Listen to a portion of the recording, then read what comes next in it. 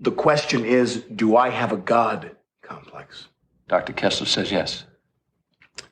Which makes me wonder if this lawyer has any idea as to the kind of grades one has to receive in college to be accepted at a top medical school. If you have the vaguest clue as to how talented someone has to be to lead a surgical team. I have an MD from Harvard. I am board certified in cardiothoracic medicine and trauma surgery. I have been awarded citations from 7 different medical boards in New England, and I am never, ever sick at sea.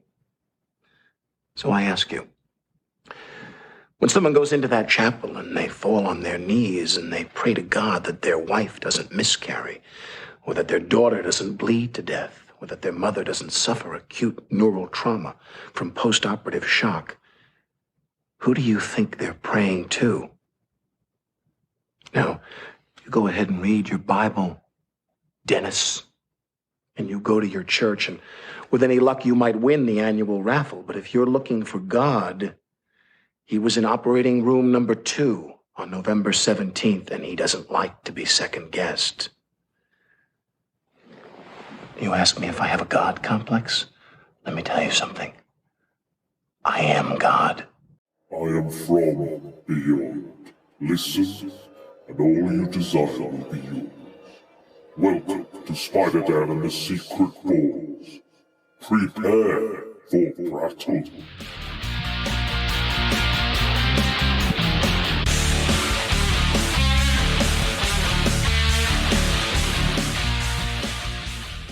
Secret Ball Stories. Welcome to Prattle World. I am your host, the ever-amazing, ever-spectacular Spider-Dan, and in this podcast, I spotlight entertainment's best-kept secrets that a mainstream audience may find boring. And welcome to Secret Ball Stories, where I invite guests to count down a personal top 5 list in high-fidelity fashion. And this podcast is a special request from the main man himself, Derek Esoteric, the music maestro, has requested a very special podcast.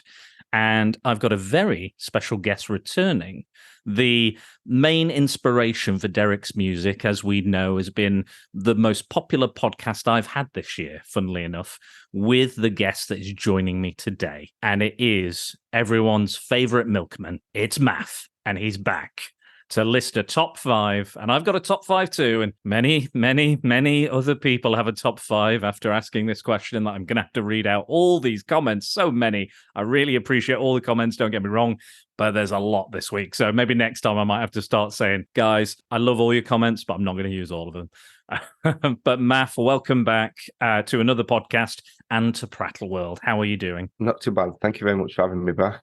I remember when you actually mentioned this to me, you said, shall we do doctors? And I went, Doctor, no. You went, yeah, you could have it as well if you want. But yeah, it's funny because you start trying to think through stuff, and I wanted to not go down the mainstream of what the comments were, and that. So then when you start delving a bit deeper, there's some that I've actually marked down that I'm going to have to go back and watch these films for some of the ones that I haven't picked, but I've got as honourable mentions. But there's some evil bastards out there, really.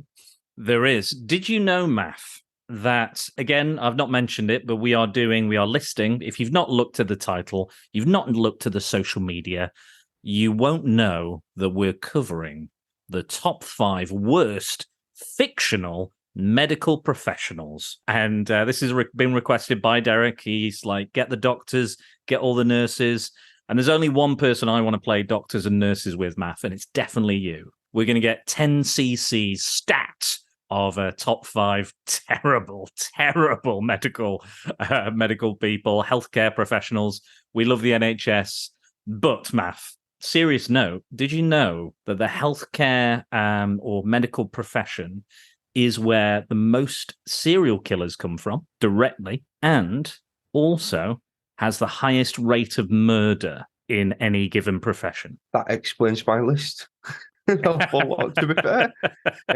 Yeah, I mean, I suppose maybe when they're going with the knife and that, they probably get a thirst for that and thinking, oh, I mean, this is awkward because you don't want to mention something that you might have already picked, but I do know there's a film that you watched with, is it Milo Ben? Pathology, yeah. Yeah. No, I was not a fan. I'll say that. No, it's not the best, but you can kind of see why they kind of do what they do. You know, they get that kind of urge of cutting bodies open, and then they want to see what it's like, and can they commit the perfect murder kind of thing. So I suppose if that's what people are doing day in day out, You're living in the line between life and death. I mean, it's bound to affect you in so many different ways, and the people who work in those healthcare professions are amazing. I think just to get real for a moment before we get into all the ridiculousness, anybody who is doing that job, and especially through COVID and stuff, and just incredible to have that ability, that drive, that good bedside manner, and just to carry on regardless of what you go through is incredible, really. But there are some very dodgy people out there who will use that training or those skills to go out and do a lot of dodgier things. I don't know about you, Maff, but I've on my 5. Again, we don't know. Just so you know, neither me or Maff know what we've picked, so it's going to be a nice big surprise for both of us. So I've decided to have a different form of medical professional for each of my 5. So they do a slightly different thing. They all have a different discipline, let's call it. Okay. So we're here, we're ready. We're checked in. We've got our toe tags on. Let's go. Let's just rock and roll with this. So, Maff, reveal your first pick, your number 5 out of your top 5. This was the first one I actually thought of, to be fair. So I thought I knew the story of this, and then I went and I cheated a little bit. I got the audio book to listen to, but Dr. Jekyll and Mr. Hyde is not the story I thought I knew. From where it comes from a different perspective from a fellow called Utterson, who kind of goes on, and Mr. Hyde is kind of discovered by the fact that he comes charging out at one point and he knocks this small girl down, and he badly damages her and charges off. And then there's the whole, where did he come from? Why is he going into Dr. Jekyll's office and he's living in his abode and things like that? It doesn't do as much evil things as what I thought he did through the story and that, but it does end up killing someone. I think I know him from other media. There's a wonderful film called Leader of Extraordinary Gentlemen, and that you should really go out and watch. Wonderful is a really interesting word to use for that film, I'd say. I mean, it's got Sean Connery in it, so it can't be bad, can it? I think Sean Connery has been in other bad films, I have to say. Yeah. He's a British actor who's... Oh, it's Jason. Yeah, he's in a lot of stuff. I can't remember his full name. Yeah, you recognise his face. He portrays him, and that film came before Avengers. And kind of going back and watching little clips of it, it feels like, to be fair, maybe Marvel stole a little bit of that, because when he does turn from Dr. Jekyll into Mr. Hyde, he kind of hulks out and he goes on this smashing rampage. Which, to be fair, actually, that's not a bad part of the film. The rest of it's shit. But that, I mean, is it this version, this specifically League of Extraordinary Gentlemen version that you're? Yeah, because that's the bit that I kind of remembered more. As I say, I wanted to go back and kind of know where it came from 1861, I think it was, from when the book was done. But it's, as I say, this was the one that I had in my mind, this kind of hulking beast that came through and just smashed everything up. And he had his evil doctor side who was trying to create something special, to kind of soup him up a bit, and he turned into this vicious monster. So you kind of get a 2-for-1 here with this one. But that was my first thought. When I thought evil doctors kind of got to go this way. Because I think in the original book, he's experimenting with like the dark side and being able to separate your dark side from your supposed light side, I think, of your personality. And that's why Hyde comes out. And again, there's I think in some books, there's less of a physical transformation. It's more of a personality thing, or, it can vary. Like, I know in one version, I think it's Mary Riley, which is, right. It's got Julia Roberts and John Malkovich, and she's like his maid, I think, or something like that. or nurse, I think, and he like grows a whole new head. Like when he transforms, Right. he grows an entirely new head because he's really like Dr. Jekyll's like balding, but then when he becomes Hyde, he has this full like head of hair. There's some really good kind of interpretations. I will say, I've read the comics, and Mr. Hyde is plain awful. There's one scene in particular. I probably won't describe it here, but he does something to the Invisible Man, which is really quite nasty. Yeah, if you've read the book or even looked up what Mr. Hyde does to the Invisible Man within the books, you'll know it's pretty gruesome. But I mean, like you were saying about like the Hulk, like obviously Jekyll and Hyde was a big inspiration. The Hulk and Dr. Frankenstein and the Frankenstein's monster, like huge kind of in those two main inspirations for the Hulk. But then it had that kind of bombarding of radiation from the atomic age, and that's how we get and where we get the Hulk from. That's why like the Grey Hulk was like, he talked, but he was mean, and he came out only at night and things. So it was much more in those original kind of horror roots that character came from. So I think, the fact that he's kind of almost ape-like in this film and kind of, he's bouncing around, and then you get it's like this shambling beast, isn't it? So it's that raw power that is that side that's being released and set out. That's what I mean when I kind of look at it and thinking, this is like the Hulk, this is kind of the Avengers. Yeah. When Captain America turns and says Hulk smash, and he just goes off on one. You see this beast is just released, and they've both been around for years and years, but obviously from that film. Now, whether the Russo brothers kind of looked and watched this, at least a Strongly Gentleman, and thought, oh, we could use that because that's a good idea. I don't know, but it did seem quite similar. Yeah, I mean, it's kind of I think the inspiration was there from all the different Jekyll and Hyde versions and all the different Hulk versions. And I think these characters do bleed into each other, different versions, different interpretations. I do, even though it looks like absolute garbage, there's like a bigger version of Hyde later on because the guy just absolutely downs the formula, doesn't he? And he just becomes just like almost just a set of muscles, like just constantly growing. And but I did quite like that they kept as much as the film is wobbly. I remember I saw a copy of it years ago, and it was so bad that I watched it, and I convinced my friends to go see it at the cinema because I was like, oh, this is actually pretty good. And then we saw it actually in decent quality, and they're all like, no, this is shit. You brought us to a shit film. It's shit. And I was like, yeah, it's shit, isn't it? I thought it was that bad quality. I was like, yeah, I think this is good. I'm like squinting my eyes looking at it. But yeah, not great, not a great copy. But yeah, I mean, I guess there's always that argument as well. Like that Dr. Frankenstein is actually the monster. He's the monster for what he's done to this poor innocent creature. So I guess in some ways, and Hyde is Jekyll and Jekyll is Hyde. So I guess they're one and the same, even though they're somewhat separate at the same time. There's a really good Hammer version which I watched, and it's kind of like a trans story. And I think it's Dr. Jekyll and Sister Hyde. And instead of him becoming another man, he becomes a woman. He basically becomes a kind of a Jack Ripper-esque character. They kind of meld those two characters together, which again I think happens a lot as well. But that's a really interesting kind of twist on the tale because he's like the her love interest, hates Dr. Jekyll but loves the sister.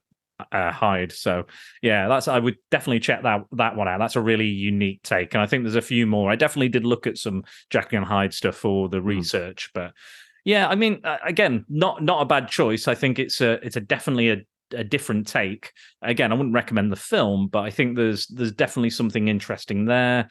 And he's a lot if you want a less heroic version of that character. And again, it's interesting that he is probably one of the more heroic characters in that set of characters. Like you've got, the Invisible Man and Nemo, who, in the books is described as a terrorist. Jack Griffin's he's a proper like grifter. And it was an Invisible Man. They couldn't call it the Invisible Man because Universal had rights to that. So whatever, I don't understand. Which is interesting because there is talks. I mean, they've been talking for years that the Universal are going to bring all the. I mean, they've tried to do it. They did the Invisible Man, didn't they? Yes, recently, yeah, that was really good. There are talks of trying to bring like a monster universe back, which I think this day and age, it would work really well. It's just a case of hoping it goes down the Marvel route and not the DC route, because well, their Dark Universe absolutely just fell apart immediately, didn't it? So because they were running before they could walk. But there you have it. Yeah. Is there anything else you want to say about Dr. Jekyll and Mr. Hyde, or the character? Or... I think, as I say, I mean, most of the one was from the when I started thinking about it, was from that film. I just wanted to kind of go back to one of the books to kind of have an idea where it came from, and I think I'm going to try look into a bit more. It's just trying to get time to do everything. Oh yeah, absolutely. I mean that's a top 5 in itself, couldn't you? You could do a top 5 Jekyll and Hyde style films, and there's a lot out there that are not Jekyll and Hyde in name either, that have a similar idea, that kind of toothpaste angle.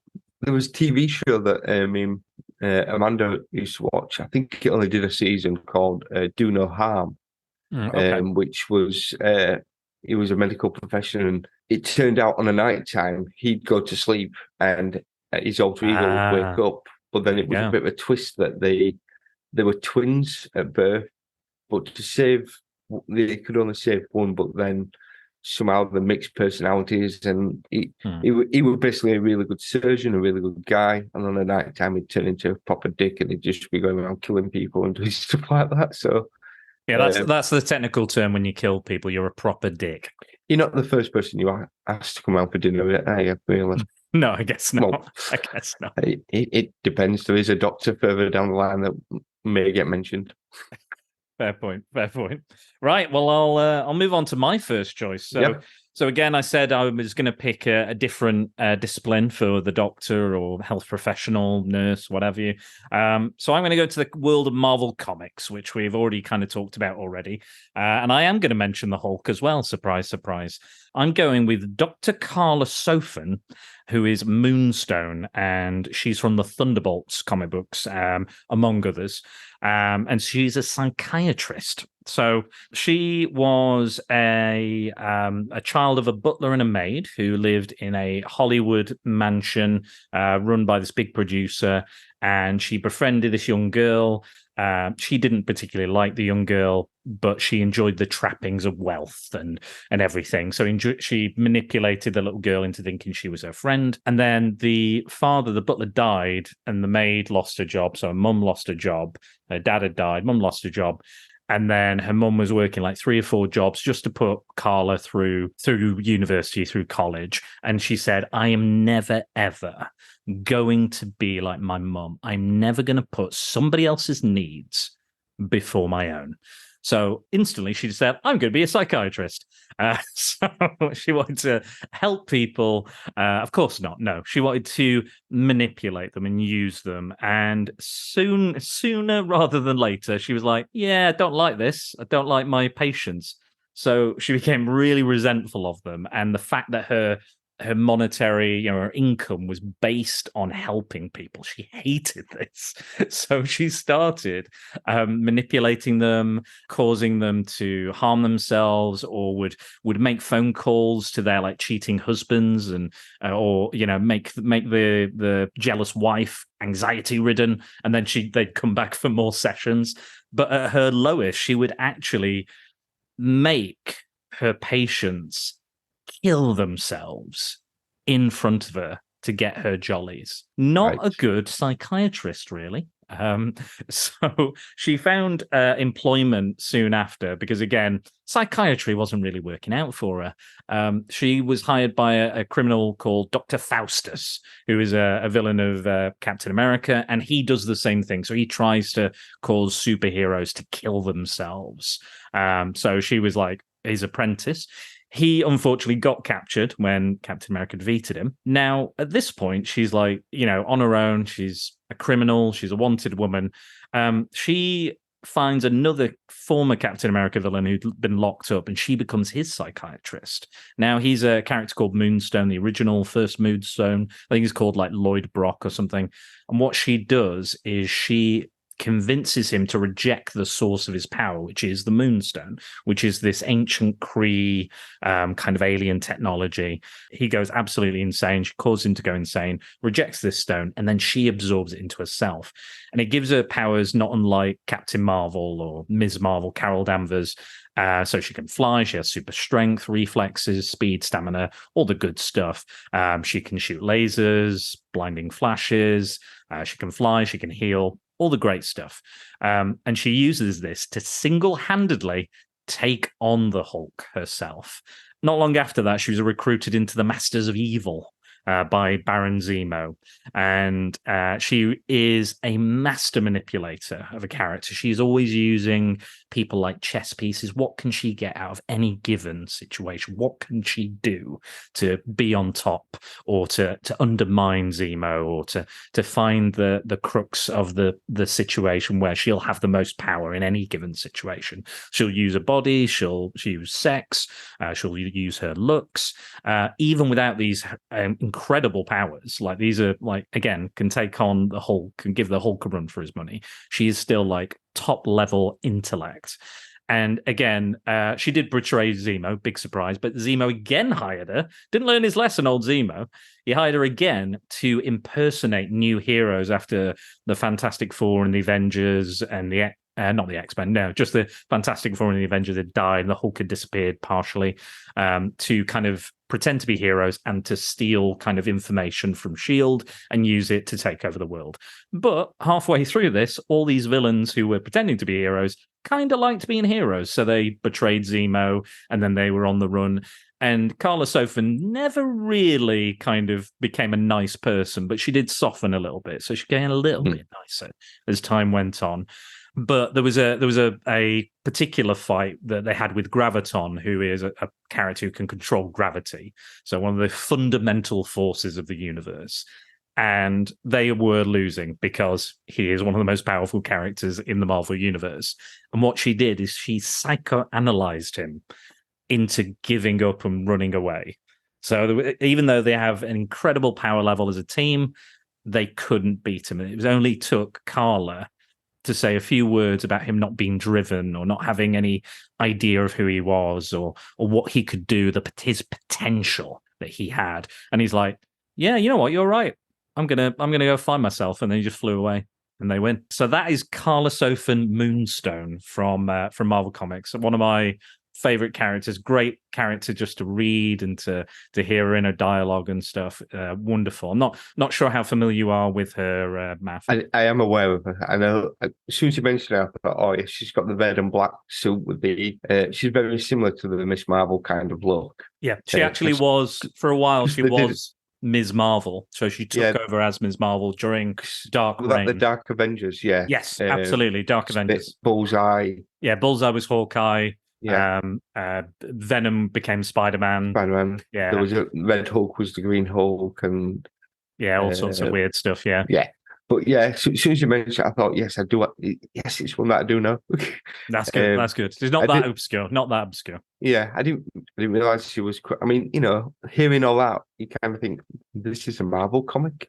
I mean, it's usually sometimes when you go and you kind of read some of the Marvel comics, they are quite dark at times. I mean, it's. You kind of think, oh, it's a comic. I used to read these when I was little and that. And then you go back and read them. Sometimes you think, oh, they actually touch on some. I remember, I think I did on our Discord. Somebody was like, oh, DC's dark. And I was like, is it really? Here we go. And I made a list of all the really fucked up shit Marvel Comics has done or written and stuff. There's one of the comics.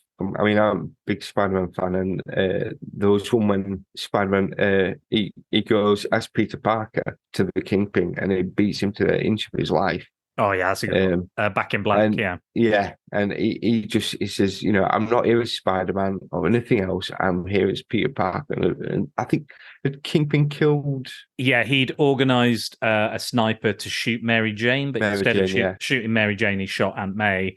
Yeah, and she's on life support for the foreseeable future. It just flipped. It's one of those things. I mean, Spider-Man. I mean, I know you're a massive fan, but he's one of them characters that is always holding back. When he's not telling any jokes, you need to worry. Yeah, Well, yeah, one of the characters mentioned that it's a case of when he's not cracking a joke, that's the point when things have got serious, and I suppose a bit like a Superman. Superman, I suppose, always holds back. He can't kind of go to his full power, but it's Spider-Man's one of those characters, and I know it's meant to be doctors this, but we've gone off on a tangent. He's one of those characters that you can root for because he is so more down to earth than these big superheroes of Iron Man. I'm never going to be Iron Man. I mean, I don't think I'm going to be Spider-Man, to be honest.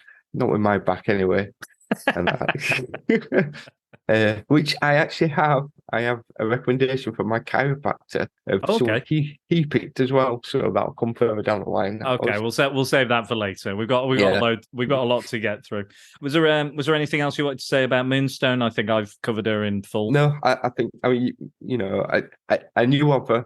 I recognise the character straight away, but I don't know too much about her. But hopefully I'll be able to read them comics soon because my birthday's coming up. So getting Marvel Unlimited. Yeah, get the original Thunderbolts. That's my new series coming out. Thunderbolts. It's like Knight Rider, but Nightboat.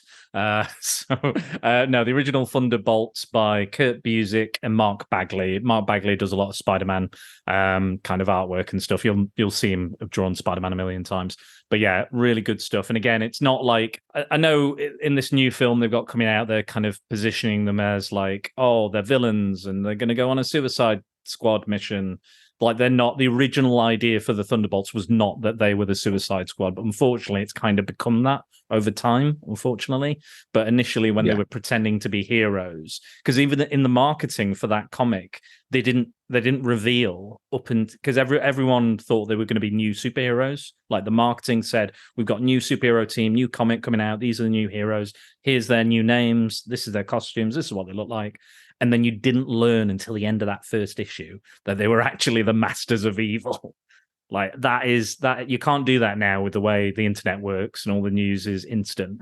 But it was like a comic book marketing coup that insane that the twist at the end of that issue there, because they even introduced them gradually in a few other comics before they did the first issue. So you kind of like, oh, okay, here they're coming to their teasing their debut. But that was like comic book marketing. That's comic book history there. And plus, it's a really good comic anyway. Like, regardless of that marketing twist, it's just really good, really fun, well drawn, well written, brilliant stuff. What is your number 4? Next is Ash from Alien. And going back and watching it with different eyes, kind of watching out for the bits where he's betraying them, which, to be fair, I mean, he's betraying the crew, but he's doing the job that he's being sent to do. So, it's kind of that awkward thing that he's having to do because this is it. And also, spoilers, he's an android, so he's programmed a bit this way. For anyone who's not seen Alien, by the way. If you haven't seen Alien by now. I mean, it's 44 years old, so come on. But yeah, I can remember watching Alien. My mum and dad let us watch it, and we were... Me and my friend, we'd probably been about 10. So, 80s parents, awesome, letting us watch Alien. Yeah, I mean, your 80s, your 80s parents let you watch an android shove a porno mag down a woman's throat. Yeah. Good parenting. Good 80s parenting, that. I mean, my dad was sat watching it. He loved it as well. But we had a TV up in the top corner. It probably only about a 15-inch TV. With wires going for VHS, and there was just a bit when they were all in. I mean, watching it this weekend, the special effects are still decent. There's a few ropey ones, but I mean, a lot of it is you can see the models that they've used to kind of do the spaceship of the Nostromo, and there was a bit where it was just all dark space, all silent. And my mum had come in and she just creeped up behind me and my friend Gareth, and she's like, just put hands on that and we shit ourselves. Now that's good parenting. Yeah, I mean, at this point, we'd not even seen the Alien X at this point. So it would it's an argument of which is a better film, Alien or Aliens. Now, Aliens is more kind of an action kind of packed thing. I prefer Alien. I think it's more suspenseful. It's more kind of, even though I know what's happening, it keeps you on the edge of the seat all the way through. And I think the acting is really good as well. Now, we see Ash, he breaks the rules of letting someone come in after John Hurt had stuck his head in the egg and got infected. And the facehugger kind of takes him and they bring him back. Ripley's kind of arguing and saying that he can't come in, it's got to be quarantined, and Ash lets him through the door. At that point, you start realizing he's already planned all this. He already knows there's something out there. We've got to bring it back. That was orders. And it's just a case then of how he can kind of get people to do what he wants them to do. Watching it with different eyes, watching for all the things that he does, that you know that what's it going to lead up to. And still, that iconic tables dinner scene when John Hurt's probably one of the biggest actors in there. To be fair, I know Sigourney Weaver is massive now, but back then she wasn't that as well known. And the fact that he's one of the first ones to die in such a brutal way, I mean, you know, just kind of shocking a little bit that they kind of thought, we've got this big actor and we're just going to kill him off kind of fairly quickly. But then, yeah, as it goes through, you kind of see these things that Ash is doing, and even when it gets to the point where they kind of take Ash out, and that he's still kind of laughing at him, saying, "Well, you can't kill this thing. It's gonna kill you." I think he describes it as the perfect organism or something, the perfect life form, something like that. It's the perfect life form for killing. Yeah, exactly. You know, I mean, it's got acid for blood. You know, as a defense mechanism. I mean, how do you compete against stuff like that, especially when they had electric probes. That's what we had to kind of to fight it off. Some of the kills in there is quite I remember that scene being really disturbing for me because I first time I watched it, obviously about Alien, the kind of the lore and the chest burster scene, all that gets spoiled, but then when he starts like freaking out and he's spitting out milk and or whatever liquid that is. I don't want to think, but like when he that scene is so fucking intense, and you're like, oh fuck, she's in trouble. Like you don't need to like during the Alien Isolation game, you get a sense of how dangerous those androids are as well, because it's quite when they get hold of you, like, oh fucking hell, this is scary. So yeah, I absolutely love that scene where he just absolutely loses and starts like, it's almost like he's having around in it. Yeah, he's like having a seizure, and she's like hitting it, cracking his head off and stuff. And what's good about his character is he kind of exposits all the information about the creature that you need to know and the way it works, and the eggs and the impregnation and incubation and then the growing of this creature. And then again, like you said, he's pre-programmed the company or whatever they're called. I'm blanking, but they call them the company, I think, in the first film. It's just like the company. Building better, Weyland-Yutani, that's it. Weyland-Yutani, building better worlds is their tagline. So that he's programmed, and he's again expositing the information, making sure the audience knows and Ripley knows and everything, but also all the while he's he is a character within this, and we don't know his true intentions, we don't know his true nature. So when he does all this weird shit and there's goo coming out everywhere, you're like, is he been affected by the alien? Is he what's going on? The thing is, it's all right going back now, knowing aliens, and in Aliens we've got Bishop, who's a slightly different version. It's a nicer android, I'd say. Yeah. Whereas, back then, I mean, I remember watching it the first time. It's like, what is going on? Why is he bleeding white? I don't understand any of this. It's a very disorientating scene. Yeah. You just don't know until he's like headless and talking. Then you're like, you don't really know even then, because we've never met an android within that universe until then. And again, that android has led to all these other androids within the Alien Predator universe, whatever you want to call it, that combined world. And there's been so many different versions of androids. There's been like an alien android, there's all these like mech androids in the comics that I've talked about before on the podcast.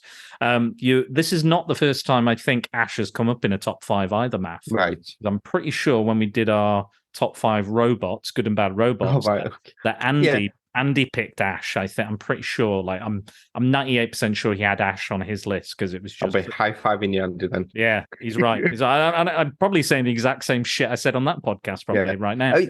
The thing is, it's that cool and calm. I mean, until the point when he kind of starts flitzing out, he's just cool and calm, and he's just playing people. I mean, it does that narrative of kind of telling you the story of what's going on, without making it too kind of, ramming it down your throat like the porno mag.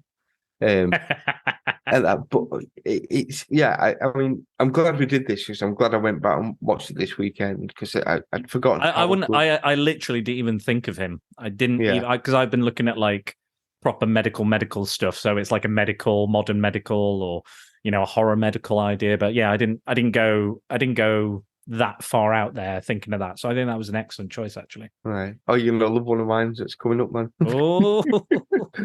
But yeah, no, really good choice. I love that performance. Ian Holm is great. It's sad he's no longer with us, and we know he can do that because he turns up in The Hobbit when that ring turns up and he's like, yeah.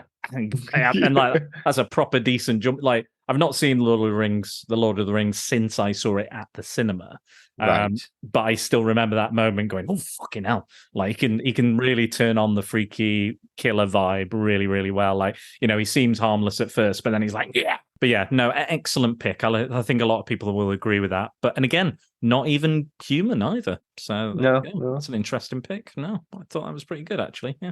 And again, is he following his programming? Is he not good? He's a good doctor because he's trying to save people, but then also he's got conflicting programming. I think that's one of his interesting kind of facets. Yeah. Anything else you'd like to say about that character? No, I think we kind of covered it. That wonderful. I'll move on to mine. Next up, I'm going to go for TV now. So we're going to look at Dr. Doug Murphy from Scrubs. He's a pathologist, eventually a pathologist. So you might know him. He's kind of a background character in the show, kind of a side character.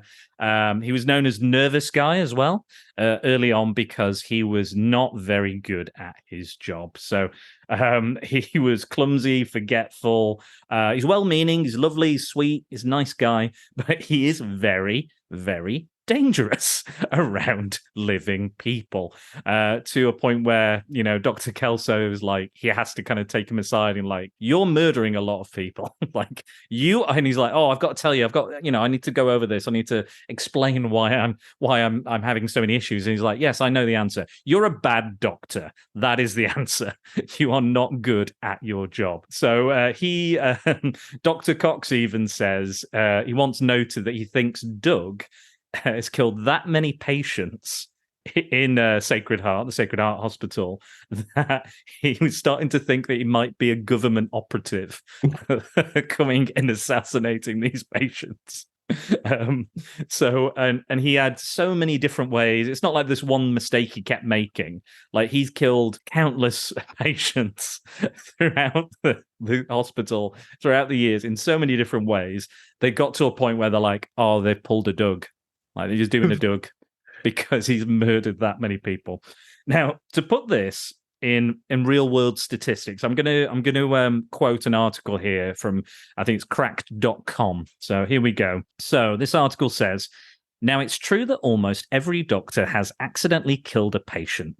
It's estimated that there are anywhere from 210,000 to 400,000 preventable medical deaths per year. It could be a bit of hyperbole that Doug kills almost every patient within his care.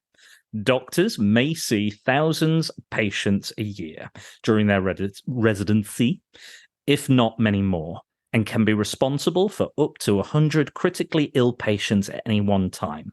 If Doug only killed 1 out of every 10 patients he was responsible for, then throughout his 3.5 years residency, that still leaves Doug responsible for at least 35 people dead by his sweaty hands. Again, a very generous number. You could easily argue he killed patients he came into contact with at the daily clinic as well. For comparison's sake, though, Hannibal Lecter has only killed 29 people. Yeah, but he ate them as well. So he did eat. I will say that Doug is above eating people. Yeah, although Hannibal Lecter cleaned up after himself, I suppose. So also, and I think it was the intention as well. Is it again? He's a bad doctor in the sense that he is not very good. He's more clumsy, kind of. Yeah, oopsie daisy kind of thing. But this is like if I was a medical professional. This is what it would be like. I'd be like, oh my Right. God, I killed them again. Dan, don't do that. Okay, I won't do that. Oh shit, I did the other thing wrong. Fuck. They're dead. I did it again. Oh shit. Yeah. So due to this kind of specter of death floating around him and him being kind of bad luck or having a death curse, it's got a death curse on it, on him, he decides to retrain as a pathologist. And Right. he is actually congratulated by Dr. Kelso because he goes 4 days without killing anybody. Right. Okay. Well, Didn't kill anyone. However, he's still bonus for that. he still kind of is making similar errors, very Doug things that he's doing, like the character Laverne dies. Spoilers for Scrubs, but she dies, and I think she died in real life actually, and then they did it in the show. Wrote her out, I think. Yeah, something like that. So he accidentally, during her autopsy, left his phone inside of her body, and he also tends to leave bodies lying around. He'll lose a body, like when he's transporting them to the morgue. He's like, "Where did I leave that body? Oh, there it is." Yeah, but to be fair, the amount of bodies he's got, he can just get another one, can't he? So if he loses one, we'll give him a couple of days, he'll have another. I mean, Maff, I don't think that's how it works. I'll be honest. I mean, it worked for him. Work for him, but also like sometimes he'll leave patients so long that rigor mortis is set in, so he can't like fold them away or like can't pack them down. They're not a suit. You don't just fold them away. All right, sorry. Again, I don't know how the morgue works or pathology they go works. in them big like fridges, don't they? The big, yeah, exactly. That's what we call them, the big fridges. But yeah, he's also maybe a little bit tweaked in the head a little bit because he plays like cards with the dead people or pose them. He also has a fear of them coming to life and killing him as well. So I think this constant killing of people maybe has affected him mentally. He does have friends, he's in the brain trust with the janitor and stuff, even though they're trying to constantly kick him out. But he seems to be doing better mentally while being a pathologist as well. So he seems to be in the right place for him. So yeah. So we're happy for Doug. But yeah, the actor who played him, in fact, has gone on to become a very successful lawyer. All right. I know he's done. I was just looking. He's done work. He's voiced the Hulk, hasn't he? I think so. I think there's some stuff. I think he's done some stuff. Yeah. But there was quite a lot of doctors I could have picked from Scrubs. I'll be honest, a lot of bad doctors. Yeah, that's not where you really want to go, is it? I mean, fortunately, we've got the NHS here, so you don't really want to go to their hospital, really, especially if you see him coming towards you. Yeah, especially nervous guy or Doug. Yeah. I think I'm like, you know what? I'm not going to risk it. I'm not gonna risk it. This broken leg, I'll walk it off. It's fine. Don't worry about it. It's all right. So you've seen Scrubs, I take it? I've seen Scrubs. Yeah. You familiar with the character? Yeah. When I had to go back and look, and as soon as I saw his face, I went, "Oh, yeah, shit." That's him. Yeah. I think Scrubs is the bad doctor, bad nurse show. If you're looking for something like that, to a certain degree, yeah. Yeah. Obviously, it's a piss take of it all, really, isn't it? But however, the actors have said when they've spoken to people who work, in the medical profession, in the medical world, they have said how spot on it is. So it might be actually closer to truth than we realize, some of the bizarre antics and stuff. That's scary. I know. There's a TV program on at the moment called The Bear. I don't know if you've seen that. Yeah, the chef. There's a few people that have said who work in kitchens that they struggle to watch it because it's so realistic, and the stress that they're under. Is one of the guys says, "Why would I want to watch this? Because that's my everyday. I'm not going to come home and watch." But yeah, it's I've worked in kitchens, Maff. I would not go back. I'll be honest. I would not go back. No, it's stressful work. I've been there myself in many moons ago, and it's like, could do without that.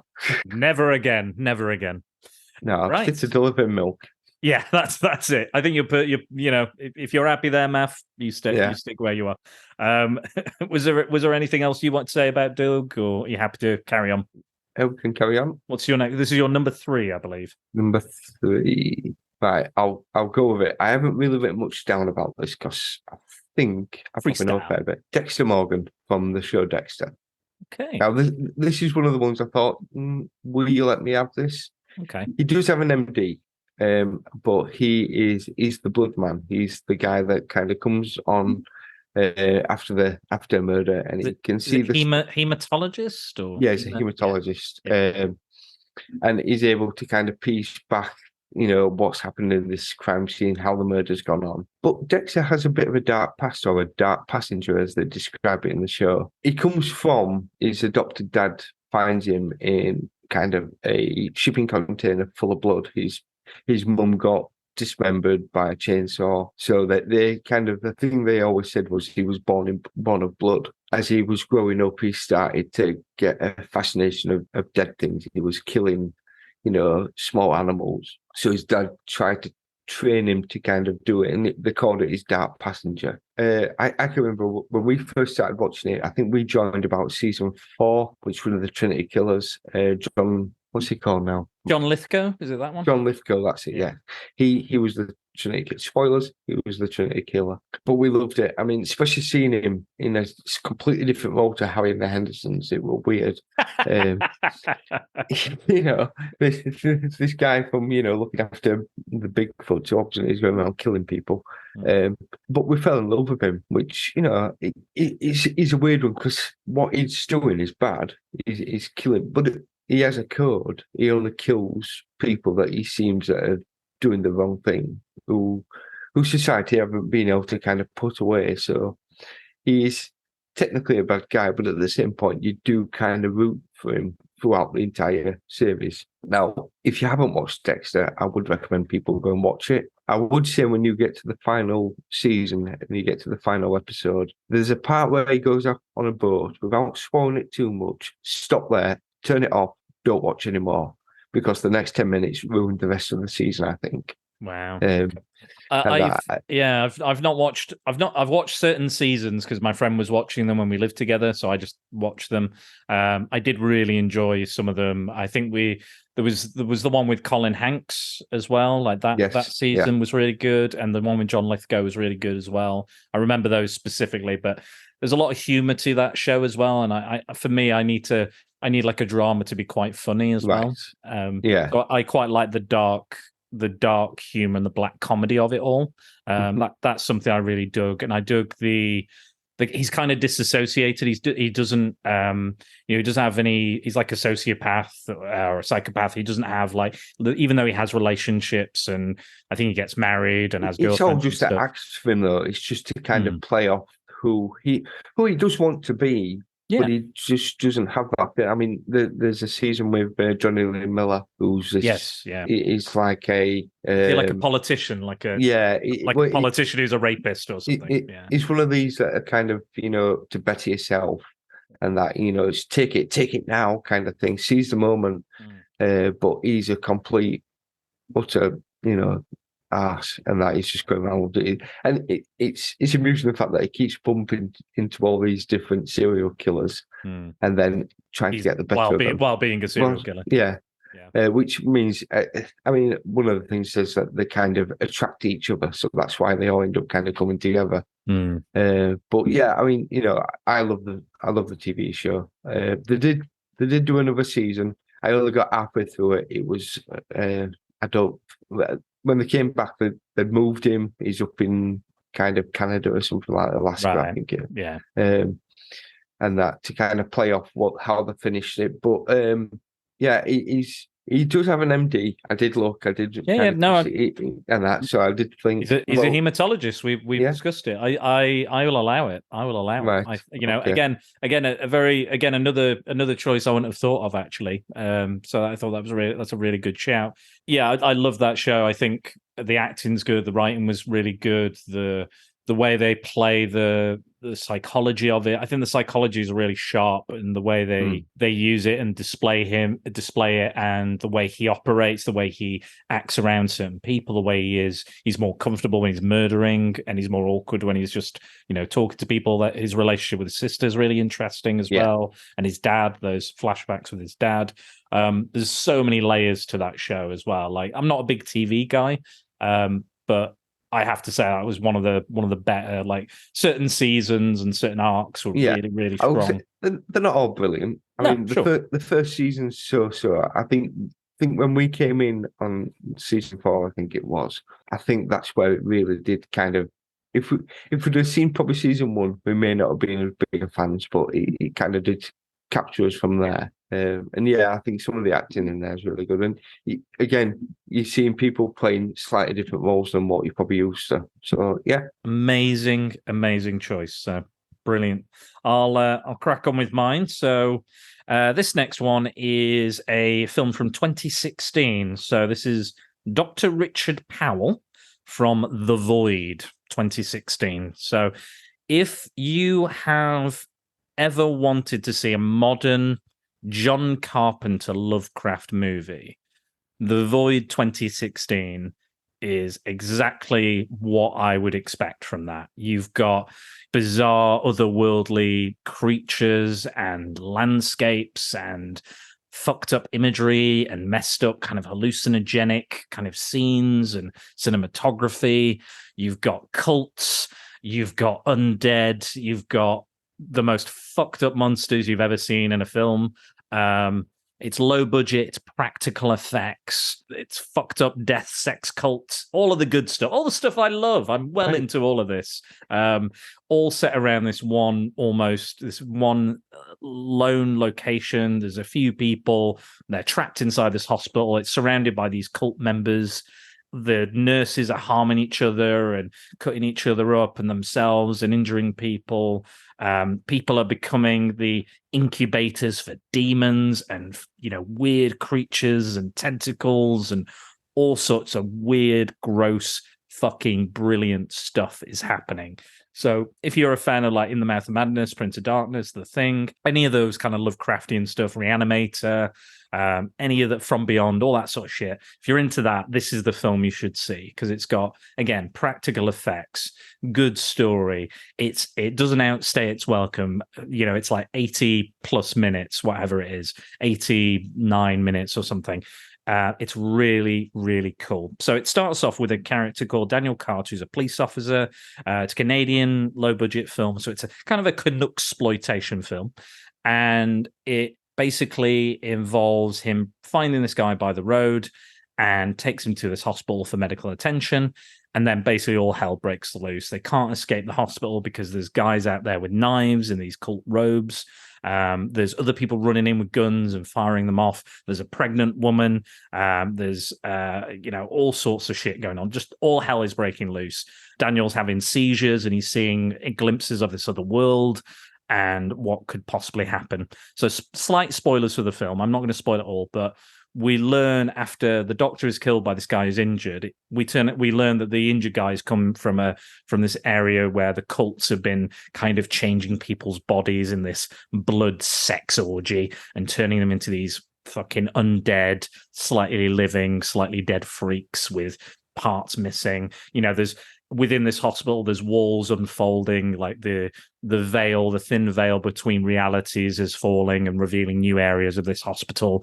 It's all proper weird and fucked up. People are hallucinating, seeing people that aren't really there. It's really, really fun, really, really cool film. But we learn that the doctor who is murdered, who's on call, he dies. But he's walking around. Why is this? He's dead. They've checked him. He's dead. He's a physician. It's Dr. Richard Powell. He's a physician. We learned that years ago his daughter died, and it was horrible. He couldn't get over it. He didn't know what to do with himself, and he decided that he has to find a way to bring her back. He can't live without it. He has to bring her back. And he goes through all this sort of weird, wacky stuff. He's impregnating underage girls. He is transforming people into, again, these incubators for demons and these weird, wacky Lovecraftian tentacles and slime and goo is going everywhere.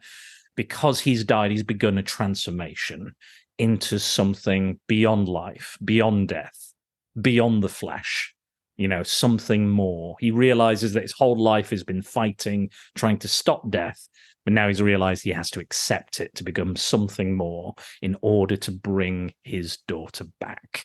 And he strips away his flesh and reveals like his inner body, and he's slowly mutating into something other, something else, something beyond.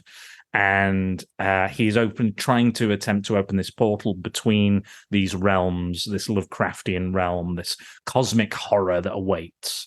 And Daniel is this guy who's been shot and stabbed and is having all these seizures. The nurse there is his wife, and they're separated because they lost a baby, and it's been difficult for them to kind of get back together and kind of manage that. It's a wonderful, wonderful film. If you're into the kind of stuff I'm into, it's really fun. It's an absolute, if you're into that sort of shit. That's scary. Yeah, it is. It is. But yeah, this character is just, he's fucked up. He's really, really fucked up, like in so many more ways than one. Again, I won't spoil the entire film, but that's kind of a mild spoiler, because you learn within the first half an hour he's behind it, and he's talking about, the way he's accepted death. Instead of fighting it, he's become something beyond both life and death. And it explores all those kind of Lovecraftian themes, the nihilism, the kind of the madness of that sort of stuff. And I think it's great. I think if you're looking for a Lovecraftian film, a cosmic horror film, and you're looking for like an antagonist, there's a little bit of like Hellraiser in there, which again is kind of Lovecraftian anyway. He's a very much kind of almost a Pinhead-like character, or a lead Cenobite, or the priest, however you want to call the character. There's a lot of that in there, in the DNA of that character, and there's a lot of stuff there that's from that film specifically. But yeah, really dark, disturbing, yet fun, like violent. There's guns and all sorts of shit going off. There's a guy who's had his throat cut by one of the cult members, and they're seeing like the kids that have died, the wives that have died, they're setting themselves on fire to save others. It's a wild ride. It's short and sweet, but it ticks all the boxes I would want from that kind of film. Yeah, I would just kind of the IMDb up and just saw the trailer, and I thought, well, this looks a bit messed up, but it reminds me, like you said, them kind of John Carpenter kind of vibes to it. The special effects are kind of practical effects, really. It looks, again, it'll be another now add to the list. It does looks creepy as fuck. Oh, it is creepy as fuck. It's absolutely creepy, and it will leave you with you feel a bit odd after it, and the way it ends, you're feeling a bit you're unsettled. I think I won't watch it before I go to work then. No. or bed. Don't watch it before you go to bed. Give it a bit of time. But yeah, I really recommend that if you're after those kind of films. If you want a callback or almost a legacy sequel to those kind of Carpenter films, or films like Hellraiser, or like the ones I've mentioned, this is the one to watch. This is the one to see. Low budget, fun, practical effects. Again, ticks all the boxes. So give it a go. Again, I've not spoiled it all, but I've spoiled slightly just because I have to mention this character. And he's got this great voice. It's great. And they add some effects to it. And the monologues he gives are really, really fucked up and disturbing. And again, get right into your soul and make you question reality itself and your own mind. But yeah, wonderful, wonderful film. So check it out. And Dr. Richard Powell. Yeah, you're next, Maff. Next one. Bit of a dodgy one now. Dodgy one? Yeah, Dr. Ivo Eggman Robotnik. Okay. All right. Okay. This is what I'm going to have to question. Has he got an MD? Has he got an MD? I'm not sure, but I mean, he I don't know, actually. It doesn't actually say whether he has an MD. So if you want to veto it, it's fine. Let's see. Let's think about this. So in the video game, he does turn the little cute animals into robots. Cute animals, and he kind of encases them in the robot, and then he uses them as power to power his robots. So I guess I guess he must know something about the way the body works, the way maybe he's a vet. Maybe he must be trained as a veterinarian. Oh, do you know veterinarian? Maybe use actually. Yeah, never thought of veterinarians. I don't know why. I don't know why I'm trying to help you, Matt, at all. It's your pick. You argue it. Why have you picked Dr. Robotnik? I mean, he was the arch nemesis of Sonic. I remember, back in the day, getting a Sega Mega Drive and having this game, and then just playing for hours and hours. Of this. Back then we didn't have games like, we didn't have like Game Pass and things like that, where we had hundreds of games to play.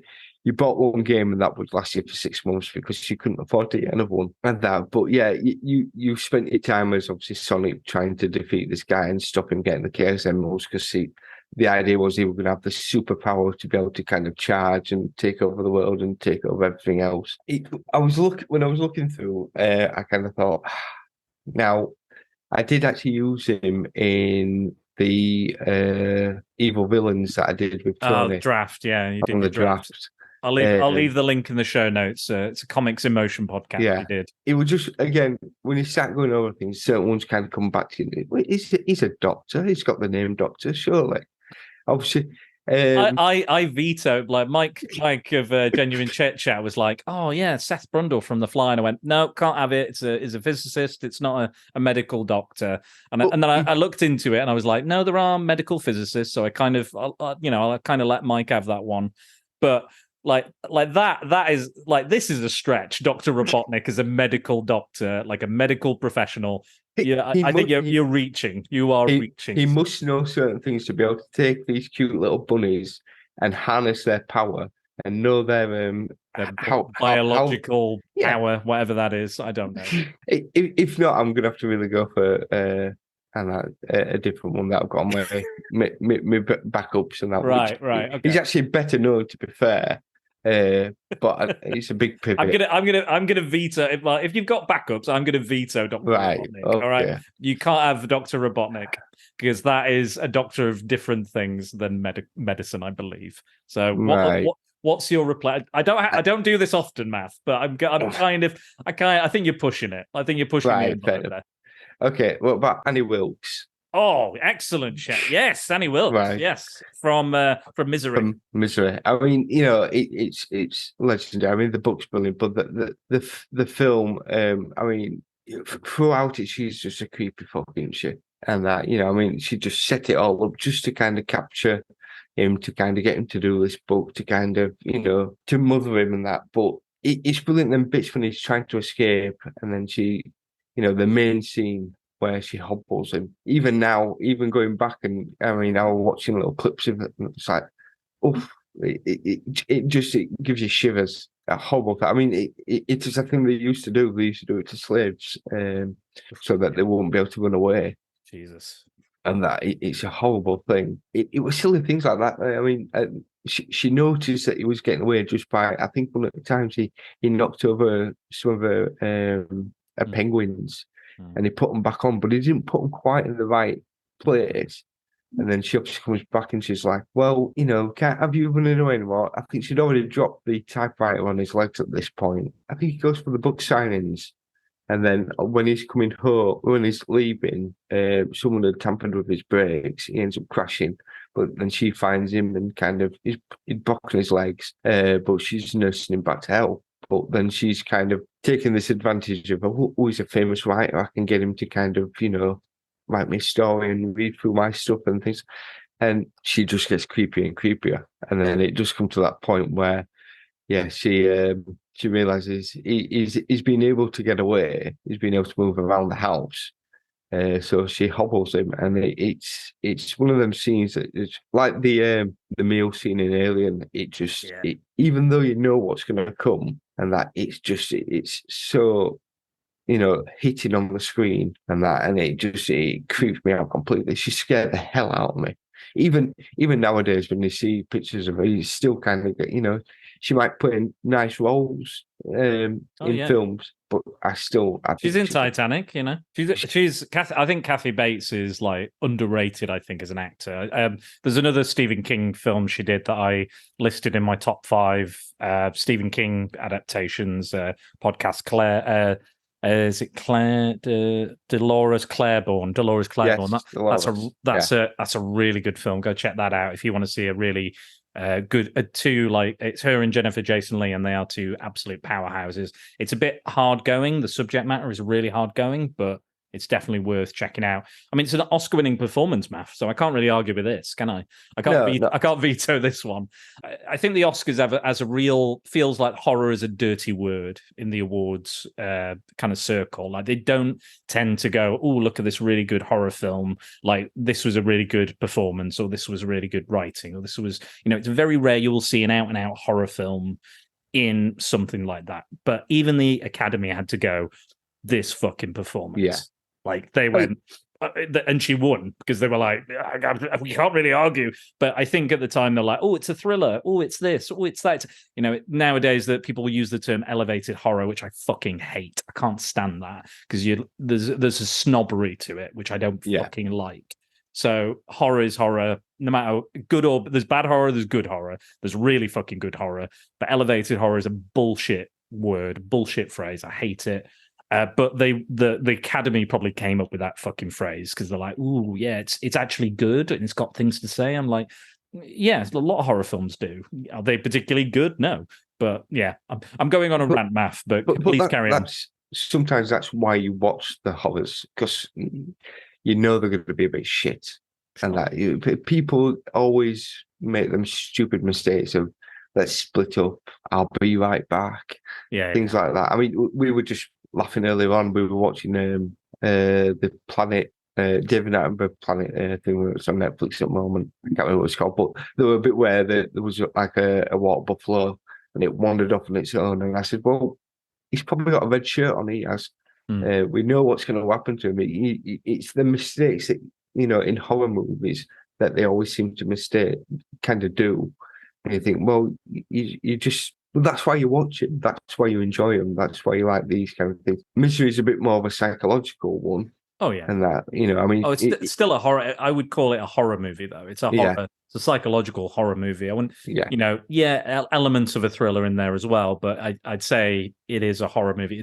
It's on lists and lists and lists of horror movies because it's a horror movie, you know. How she treats him, how she is with him is a horrible thing.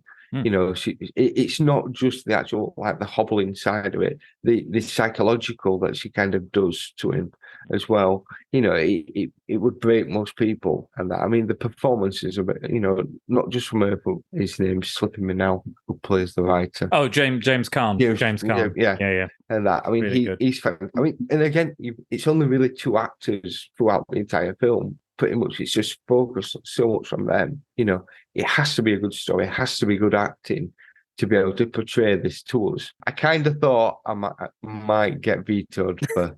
I don't usually, but I thought, you know what? If you've got backups, I'm going to veto that one. I'm moving from the last one now. Actually. Oh, here we go. I'm scrambling now for you have a scramble, and while you're doing that, again, that is a good choice. I'll have that. I will take that. Right, fair enough. Like, you've done pretty well so far. I'm pretty happy with your choices so far, and I'm sure other people would be as well. But yeah, I think Dr. Robotnik is a bit of a reach, considering I told Mike he couldn't have fucking Seth Brundle. You were taking the biscuit, my friend. Okay, next up is Mandy from 12-Hour Shift, 2020's 12-Hour Shift. So I did a podcast recently with Rasheen in the last year about Angela Bettis in May, which is an amazing little horror film. We did that last Shock Phobia Fest. Go check that podcast out. I think that actress is phenomenal. I think she might have mentioned it while we were talking about it, but I've only just seen it now. And she's fantastic in this. So it's a black comedy. Angela Bettis is playing a nurse in 1999, just before the Y2K and everything. And she is a victim of abuse. She is now a drug addict and a nurse, and she's coming on to start her 12-hour shift. She is stealing from patients. She's rude. She's abrasive. She doesn't give a fuck. She has a terrible bedside manner, but there's still a little bit of good in her. She's not all bad. However, she is involved in the trafficking and selling of human organs. So when people die, or when she euthanizes them, or finds a way to kill them, she will then, with her fellow nurse Karen and her cousin Regina, who is married cousin, not married into the family. She makes very quite obviously that she's not related to her, because she's a bit of a ditz. She's a kind of ditzy character. But her and her fellow nurse Karen are very interested in getting more and more organs, getting more and more money to fund, Mandy specifically, to fund her drug habit. And she's stealing morphine, and she's taking that, she's drugging people, doing all the horrible things.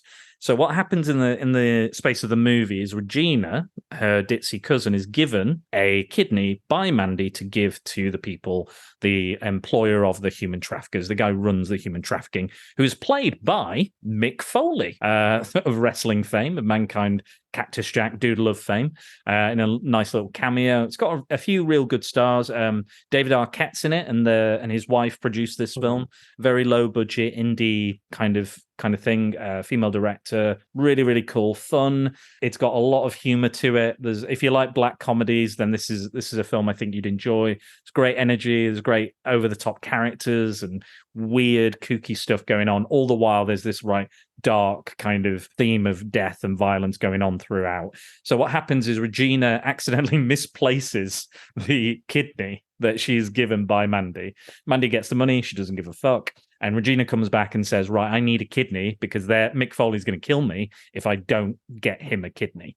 So Regina then, Mandy says, I've got my money. I gave you the kidney. It's your fucking fault for losing it. I'm not related to you. Get fucked. And she then Regina dresses up as a nurse, goes in and is trying to find someone to get a kidney from, to harvest a working kidney from. She finds a fella in there that Mandy couldn't bring herself to kill because he was sort of a nice guy, sort of a cool guy. He was a little sad and pathetic, so she was like, I can't do it to him. I'll find somebody else. I'll find another victim to get more body parts from, more organs from. Regina goes in, kills him, makes him drink bleach, pours bleach down his throat. This certain gentleman is on dialysis, so it means his kidneys are fucked up. So she's murdered a guy for no good reason. So useless kidney. Still take the kidney. I mean, I'm sure the guy that she's passing it on to might not know, but she was like, Mandy's like, you dumb bitch. Do you know what dialysis is? You fucking idiot. She's like, oh yeah. And then she's like, right, I'm going to help you. I'm going to get you another kidney. Just give me half an hour. And again, Regina keeps like popping round. She gets pulled into all these silly situations like, who are you? Are you new? What floor are you supposed to be on? And then they find the body. It's on lockdown. Police come. Regina goes outside. She kills some skater dude who's been like insulting her and stuff. Like she seduces him and kills him. And then he comes out and she goes, look, I've got a kidney. And they're like, that's a fucking bladder, you idiot. Put out his fucking bladder, you complete idiot. So Mandy again is trying to help him. All the while, during all this, there's like a criminal comes in. There's a lot of stuff going on, a lot of different kind of side plots and stuff. But her brother comes in, who's an addict, and then Regina is trying to harvest his organs, which Mandy is not cool with. It's a really fun black comedy. It's kind of weird. I watched two films back to back. I watched that and Lady Bird, which I've got a podcast coming out shortly, coming out Friday, in fact, about, and they were both set around kind of the late 1999, early 2000s, which was weird because I didn't plan that. I didn't know that they were both set during that time. So it was a weird double bill I had.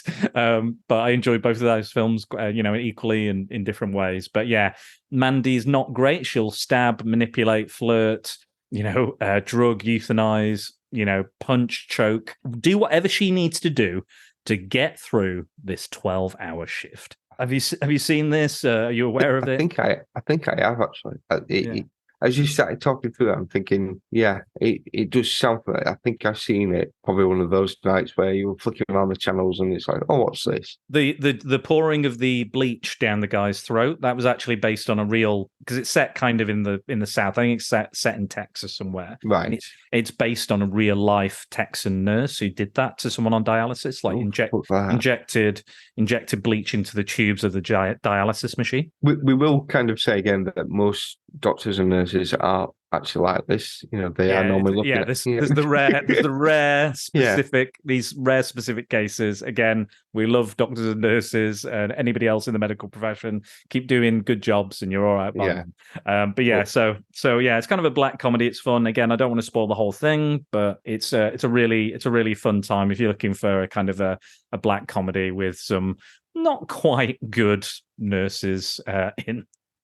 I guess this is your number one. Yeah. Here we go. Right. So, what is this one you've picked? Come on. All right. I'm going to get vetoed. I just know this. Back in about 1997, my dad came home and that. My dad, many years ago, he was a customs officer, so he worked away an awful lot. So we didn't kind of, my mum brought us up. My dad would kind of come back at weekends every now and again.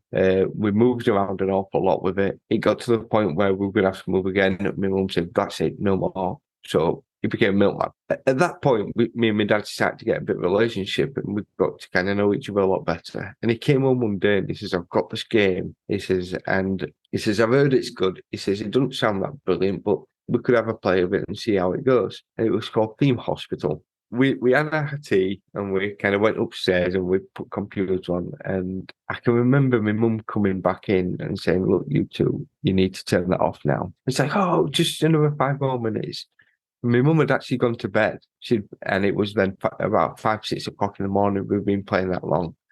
Now, we had a brilliant time, but to be fair, we were shit. The death rate, I mean, to be fair, we'd be giving kind of scrubs a bit of a push because the death rate in our hospital was horrible. And it gets to that point where, a bit like in Sims, where you purposely start taking like blocking people in and stuff like that.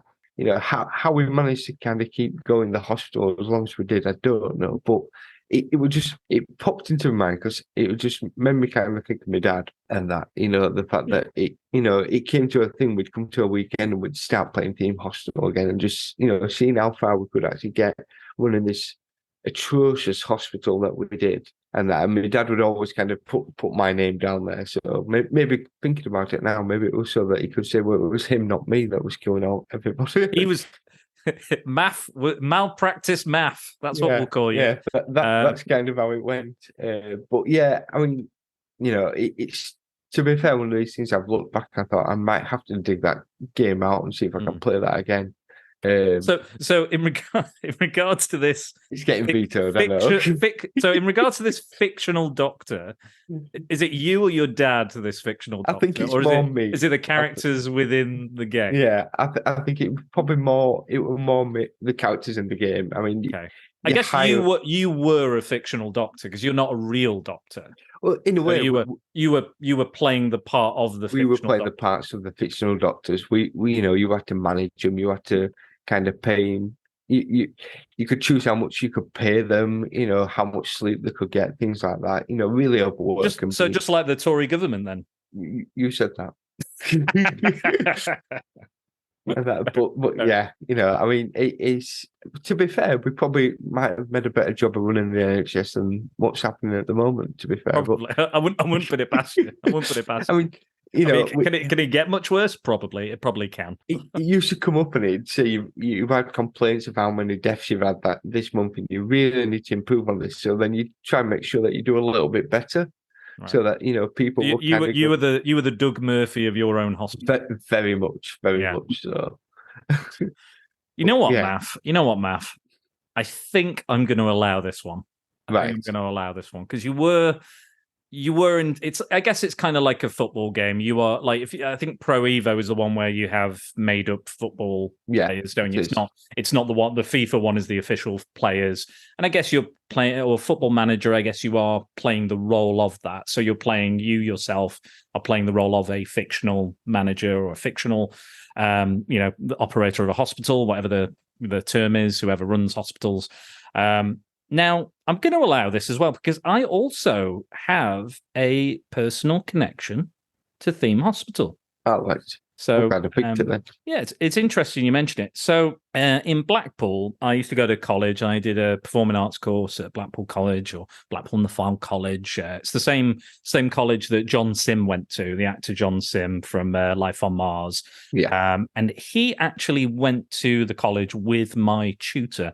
Apparently, my tutor, Sarah Green, shout out to Sarah Green, she thought he was a bit of a knob, to be honest. But she would return to the college and become a tutor and would then teach myself. Now, the reason I bring this up is her main claim to fame was that the narrator or the announcer on the tannoy was played by Sarah Green. So she was coughs and sneezes, spread diseases. That was her. So she taught me. We did a version of the Minotaur, the Greek myth. We did the Minor story. We did The Tempest, I think we did, and some others. So yeah, it's interesting that you mentioned Theme Hospital, because a lot of the people, like, she was like, oh yeah, I did this game called Theme. People were like, Theme Hospital, I own Theme Hospital, I played Theme Hospital, and they're like, I'm gonna get it out again, I'm gonna play it again. So they all got the CD-ROMs out or whatever it was that we played it on at the time. I'm not interested in those games really, so I never really played them. I'm not one where I have to build and create stuff. It's not really my bag as a game. I'm kind of pick up and play kind of person. Yeah. That's what this is the strange thing. This kind of game wouldn't have really been something me and my dad would have played. Yeah. And it would just, we started off and it's like, oh, this looks a bit shit, this does. And then next thing you know, you're 12 hours in and that. And God, I know how that feels. I know how that feels in a game. Yeah, it was just this thing, the fact that, and it became, the computer kind of became a bonding thing for me and my dad. We, for 10, 12 years, me and my dad didn't kind of really have much of a relationship. Whereas obviously when, a change of job, a bit more time at home, and, this is where it kind of came from. Yeah. And it's like, let's play this together. And then it never led on to many other games that we started playing together. Yeah. No, I like that. I will allow that. I will allow this. Can't believe I got this in and not Dr. Robotnik. No, I mean, but there's nothing medical about Dr. Robotnik in the slightest. He's called Doctor. Surely, you can you can be a doctor of comic books, Maff. Like, you can have a doctor. You can have a PhD on anything. If you're choking at a hospital, Tony Farina is not going to do surgery, is he? Well, he could have a go. He's Dr. Tony Farina. He's not. Yeah, he can have a go. We could all have a go, but it doesn't mean we're a doctor. It doesn't mean we're a surgeon. If you're choking and he says, I'm a doctor, you can let him help you. Speaking of college, I actually performed a successful Heimlich on a young lady back in the day. When we were having KFC before a show. God knows why we were having KFC, but she started like choking on a chip, and like there was nobody else around, and we were like, "Fuck, what do we do?" Like, she's really choking. So, so I'm a doctor too, Maff. I am also a doctor. There you go, then. There we go. That's how we do. That's how we work it now. I'm a doctor. I trust you anyway. I trust you. I'm sure you would. Trust me, I'm a doctor. Yeah. Yes. So right. Well, I'll allow that because you've got you've got a special connection, and we've kind of talked through, explained that you are performing as a fictional doctor. I don't know how I'm going to write this down in the list in the show notes. Don't ask me why. I might even not. It'll be a nice surprise. But yeah. You and your dad. Number 5 question. You are the dad. You, I can't believe you picked yourself and your dad as the worst fictional medical professionals in this list. Well, okay. So going on that, if you need to be operated on, are you going to let me have a go? No. There you go then. No. All respect to you, but clearly you've just said your record, your history, your medical history is not great. Like, your performing of medical operations and running of hospital was not good. I did get some of them right. Sometimes it went okay. I'm again, like we said with Doug, I'm not good. I think I'm good. I'll wait. I'll be on the waiting list for as long as you want. I don't mind. Okay. But yeah, I'll keep waiting. But I'll get sepsis. The gangrene will set in. I don't mind. I'm happy with that. But yeah, I will allow that. But yeah, Dr. Robotnik, the absolute veto. I can't say to Mike, oh, you can't have a physicist, and then you have a guy who fucking builds robots. I can't allow that. You're just taking the mic. Don't worry, we're going to get to some of the comments later, and these would also have been vetoed. Yeah. I feel like that barber now. You know, when you go into barbers, and there's like a few of them there, and they're like, next, and you're like, no, wait for him now. I feel like that guy who's okay, no, like a nail salon. You're waiting for one specific person. I'll just sit here. It's fine. Okay, right. Well, we'll come to my final choice. And speaking of surgery, it is a surgeon. So it's Dr. Jed Hill from the thriller Malice from 1993. So this is starring Alec Baldwin. Stars Bill Pullman, Nicole Kidman, George C. Scott. You name it. It's even got Jigsaw in it from the Saw films. He's even in it. It is a absolute, even Lilith from Frasier's in it. Frasier Crane's ex-wife is in it. whole bunch of great kind of character actors in this film. So the film is about Alec Baldwin plays Dr. Jed Hill. He's this narcissistic, heavy drinking, womanizing, dickhead surgeon, as you would describe them. And he's coming to this new hospital. He's bumped into an old friend from his old college, and they get to know each other again. And one night, Nicole Kidman, Bill Pullman's wife, ends up on the operating table, and Jed Hill is forced to perform a surgery on Nicole Kidman. She's had abdominal pain. She wants to have a baby, so they're trying for a baby. And there is, I think her ovaries are twisted or something along those lines. So one of her ovaries, unfortunately, because of the damage to them, has to be removed. However, it looks like her other ovary is also necrotic or has some necrotic elements to it. So it looks like it's dying. So it needs to be removed. If he removes it, this will not only miscarry the baby that she's having, but it will also mean she can't have kids ever again. It's the end of the game for her in regards to that. So Bill Pullman is given this choice by Jed Hill, goes, what are we going to do? Do you want me to do this? I don't know what to do. And he says, yeah, you've got to do what you've got to take out both ovaries. Yeah. And he takes out both ovaries. Nicole Kidman's character wakes up. I think she's called Tracy. And she basically says, you've ruined my life. You, my husband, have given him permission to destroy this.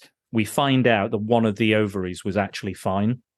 Because of the situation, there was a ticking clock.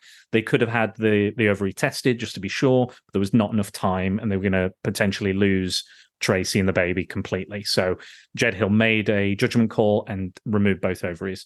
Unfortunately, we find out again that this is going to cause a big complication. This is going to cause a huge court case, millions and millions of dollars it's going to be, and there she goes for it, and she separates from her husband, Nicole Kidman's character, and she is suing the fuck out of the hospital and Alec Baldwin's character, Jed Hill, the surgeon.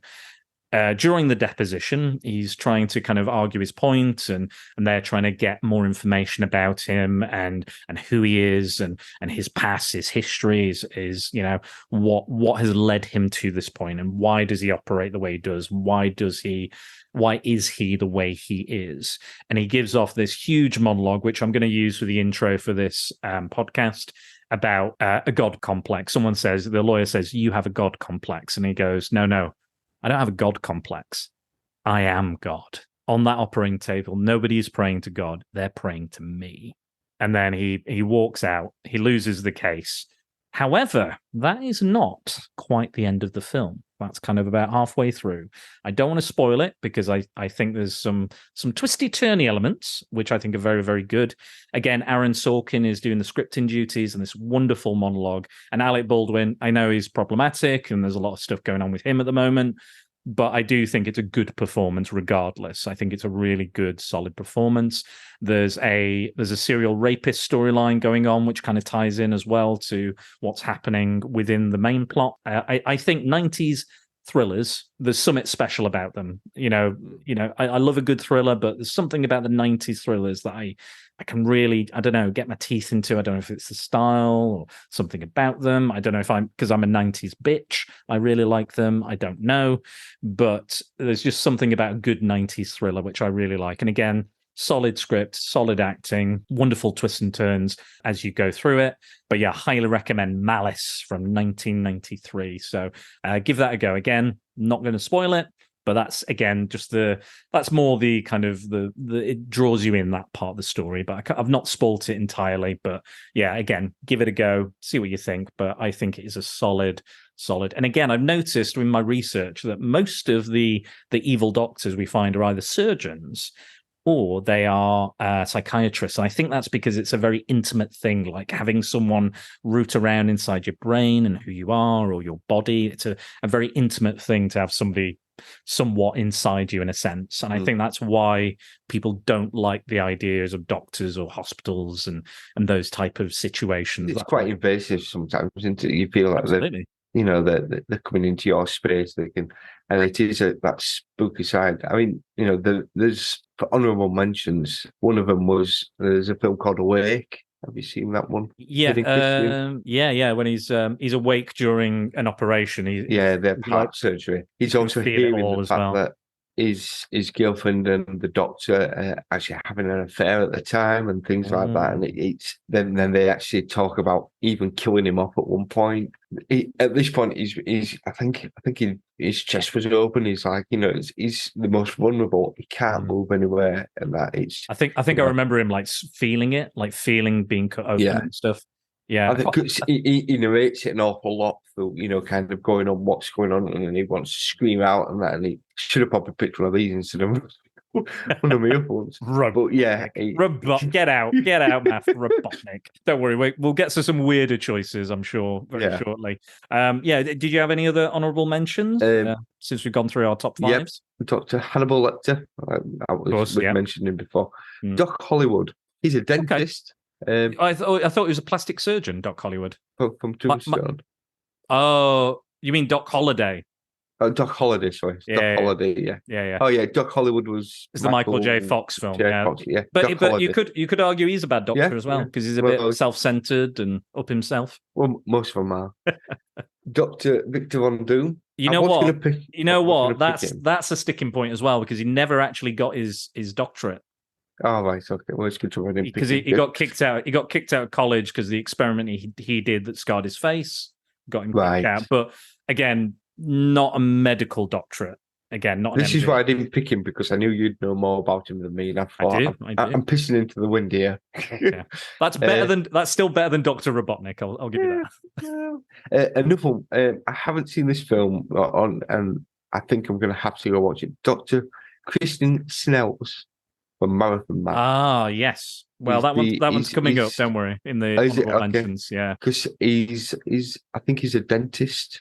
Or he performs dentistry on Justin Hoffman, doesn't he? And he does. I watched that scene. I'm like, oh, I mean, for all things, medical side and that, your teeth are the scary parts where you don't want people kind of messing about. So, but yeah. I do have from, I was at the chiropractor the other day, and I was obviously, as you lay there in the awkward positions whilst he's cracking my back, he's asking what I'm doing. I was saying that, doing a podcast tomorrow night. He says, Dr. Manhattan. I said, well, he was a good guy, wasn't he? Again, he's a physicist. Yeah, he's a physicist, but you could argue he's not great. No, I mean, but it's not genocide. So. Again, not a medical doctor. We have to be specific. This is what Derek wanted. He decided on this. He said it's got to be medical professionals. So I'm just going with the rules he set. That's all. I'm just saying.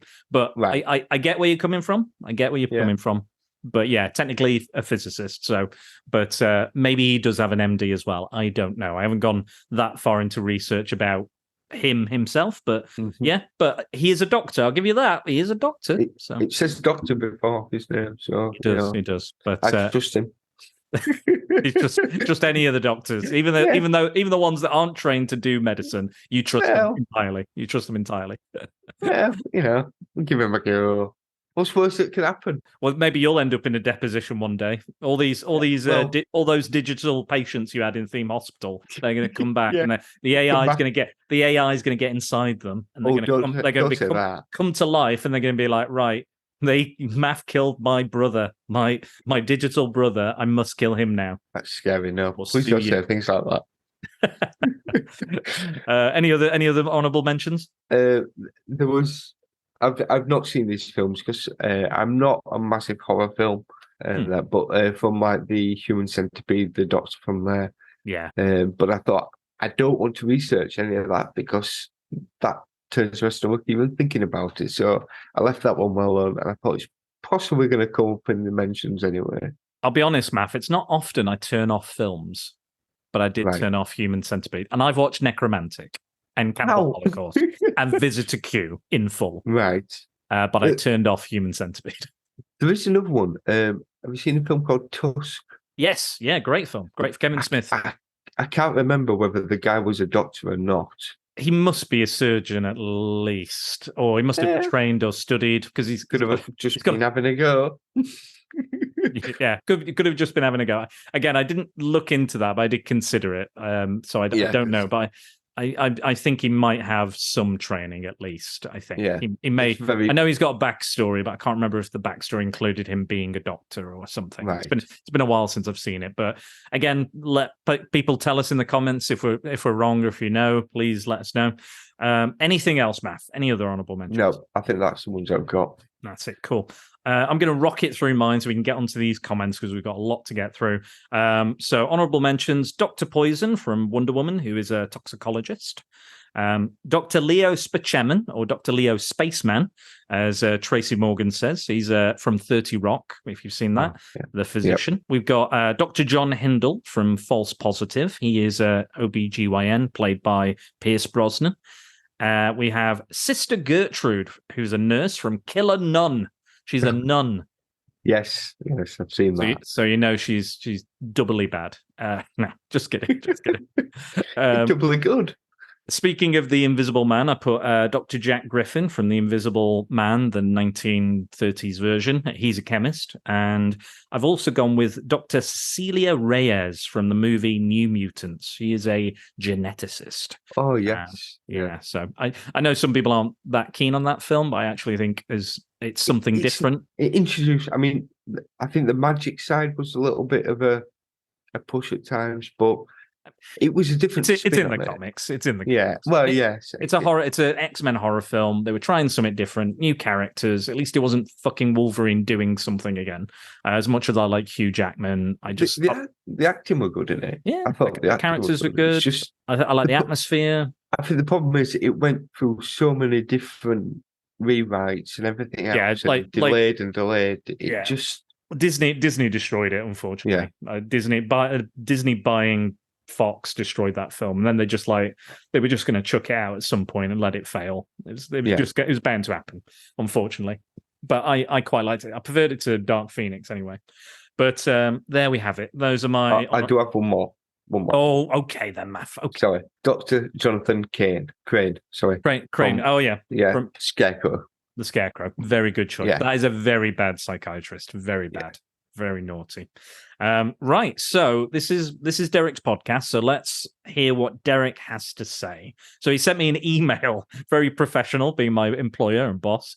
He sent me a full email. So I'm going to go through this again as quickly as I can. So counting down from 5, bad, to 1, very bad. These are the medical professionals who, in my opinion, should have their licenses revoked. So number 5, Dr. Victor Frankenstein. Any incarnation, but not Dr. Frederick Frankenstein, Gene Wilder from the Mel Brooks classic. He is allowed. He's a good doctor, apparently. So Kiefer Sutherland, Julia Roberts, and Kevin Bacon from Flatliners, 1990. Medical students messing with the unknown. Actually, I'm prepared to let off Julia and Kevin, but not Kiefer. Kiefer must be struck off. His growly whisper vocal delivery needs to stop. Number 3, Dr. Zhivago. Nothing against Omar Sharif per se, but my granddad used to play Lara's theme from the soundtrack on repeat, and it makes me feel queasy. Number 2, Nurse Ratchet, played by Louise Fletcher in One Flew Over the Cuckoo's Nest. What a expletive. He says, insert own expletive for the show. What expletive would you like to add, Maff? Nasty lady. Oh, what a nasty lady. Oh, what a nasty lady. Totally responsible for Billy's death. Spoilers again. Yeah. And worse than that, tortures the patients with light orchestral music by Montevani. And then his number 1 is Dr. Christian Zell, a nutjob Nazi dentist played by Sir Larry in Marathon Man. It certainly isn't safe. He has also got his own dishonorable mentions. So TV doctors, if they're allowed, I like to give a dishonorable mention to Doogie Howser, MD, played by Neil Patrick Harris. He is the child doctor, if you've not seen that show. He's a very good child doctor, but I don't think I'd want him administering medicine to me. He says he must be stopped. Actually, I think he was. The show was cancelled in 93. That kid sure looks familiar. He certainly does. There are also medical professionals I like, but may choose to avoid in a clinical setting. For instance, American Mary, played by Catherine Isabel, Dr. Kenneth Williams, from Carry On Doctor, and Dr. Herbert West, Jeffrey Combs from The Reanimator. medication time. So good set of doctors. If I think we might have mentioned all of them apart from one or two from that list. But what do you think of Derek's list, Maff? Really, he should have been on here with us, and that he should have been doing it. It should have been. I asked. I was like, "It's your podcast. Do you want to be on?" And he said, I think he said he'd rather listen. So we've done him a favor. Hopefully, our choices meet with his approval as well. But not just has Mr. Esoteric messaged. I've also got a message from Mrs. Esoteric. So Mrs. Esoteric's nominations are Dr. No, Dr. Strange, Dr. Kildare, which is like a 60s TV show, Dr. Evil, which again, not sure about the MD on that one, Dr. Frankenstein again. And again, Derek said, I'm not sure if the Dr. No and Evil are clinicians, but she's also said Dr. Pepper. Oh, right, yes. The drink. Dr. Pepper. He says, I don't think she's taking this very seriously. I don't. Right. He probably sat there looking at her and just shaking his head. Yeah. She does listen. Apparently she listens with Derek in the car where they go, and she's slowly being drawn into Prattle World. So thank you very much for taking the time to list those, Mrs. Esoteric. I do appreciate it. So on to Facebook. I don't know if you had any comments on those top 5 from Mrs. Esoteric. Well, I disagree with Dr. Pepper because I know my daughter loves Dr. Pepper, so that has to get a thumbs up from us, not a thumbs down, I'm afraid. Vetoed. Yeah, Dr. Pepper is vetoed. Okay. Right, moving on to Facebook. Andrew Ferguson says, Dr. Frank Burns, a petty-minded bureaucratic martinet, I believe that's how you pronounce that word, who is probably fine as a local doctor, but was totally out of his depth as an army doctor. Woefully inadequate as a surgeon, he spends his life in Korea making life difficult for the far more competent Hawkeye and Trapper. So that's a doctor from MASH. I think it's either the TV show or the film, whichever. Same actors, wasn't it? Kind of the film so. kit. I'm not familiar with MASH, so I can't. Right. I vaguely remember it being a little bit older than you. I do vaguely remember it. A little bit. So Phil Rowley on Facebook, he says, also Dr. Nick from The Simpsons is an obvious candidate, Hannibal Lecter again, and Dr. Zoidberg. And then fellow former guest Dan Burgess has said The Burning, which the worst medical staff on the earth. So in The Burning, there's a janitor or someone who works at a camp gets burnt alive by these kids at the camp, and he's then transported to hospital, and then he's so badly burned, the staff there actually, when the new doctor comes in, they're like, look at this guy, look at him, he's a fucking mess. And then he like grabs them and tries to attack them and kill them. But fair enough. Cropsey, it's based on the Cropsey legend. Right. I wouldn't look into too much detail who made that film, even though it is quite a good slasher film, an underrated one. There's some dodgy people who are behind the camera, I will say the least. Right. But just if you want to watch it, but bear that in mind, that some dodgy people going on. Angry Andy Reviews on Twitter. He says, assuming you mean the worst is in utter shite, then Dr. No. He says, just no. Him and Marlon Brando's Dr. Moreau would have had a blast together. And then Scott Hodgson at Scott Hodgie on Twitter has posted a picture of Nurse Ratched again. So again, she's coming up a lot. So we all know her deal. What are your thoughts on those choices? Dr. Moreau, is that from Planet of the Apes? Is it? No, so Dr. Moreau is from the island of Dr. Moreau. Where he creates all the animal people. So he's, I guess he's is it vivisectionist? I guess technically, I think is the term for. I guess veterinarian, vivisectionist, whatever. But that's, I think you could argue there's some surgery and stuff going on. So, but he melds man. Yeah, it turns all the people weird, and that's it. Yeah, I do know that one now. So that's the 90s version where Marlon Brando plays him.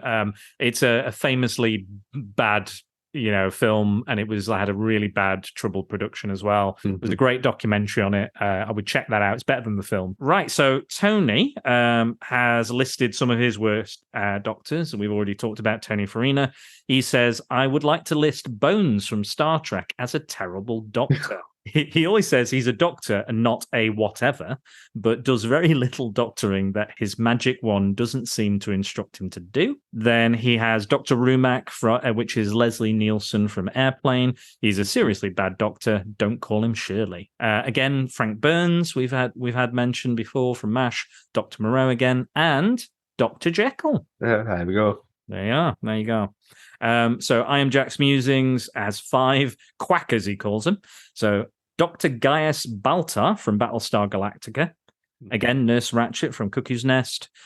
Orin Scrivello from Little Shop of Horrors. That's Martin. Oh, yes. Yeah. The dentist. Yeah, Steve Martin's dentist. Yeah. That's right. I'll be your dentist. And Dr. Schreiber from Dark City. Again, Keith Sutherland. He's coming up a lot. And then Dr. Silberman, the psychiatrist from The Terminator, who I agree is not a good psychiatrist. Mm-hmm. Tonya Todd agrees with I Am Jack's Musings with Orin Scrivello, the dentist again. Dave Horrocks sent me a litany of choices, and I had to cut down some. So sorry, Dave, I'm not going to mention all of them. But he's gone with a GIF. He sent me a GIF of Mr. Bean as a doctor. Again, not an MD. Vetoed. That's one that I wouldn't let have a go. Yeah, I wouldn't let Mr. Bean have it. It's not Dr. Bean at all. Mr. Bean. Well, maybe it is. Now we call him doctor. Maybe. Well, now I've called him a doctor. He must be a doctor. That's how the rules work. Dr. Dre's a real doctor. Everybody. He's also picked Dr. Kurt Connors, the lizard. He's a geneticist. Yes. So I'll allow that. And then he's also gone for Peyton Westlake, I think he's called, in Darkman, Liam Neeson's character, the main Darkman. He's trying to fix people's faces and create plastic surgery. Again, I'm not entirely sure what the doctorate he has is. I'm going to say plastic surgeon or dermatologist, maybe. I don't know. Tell us in the comments. I'm not sure. Yeah. We'll never know. There's too many of these comments for us to wait around, Maff. The 20th Century Geek, so Scott Weatherly has said Dr. Herbert West again, the Reanimator.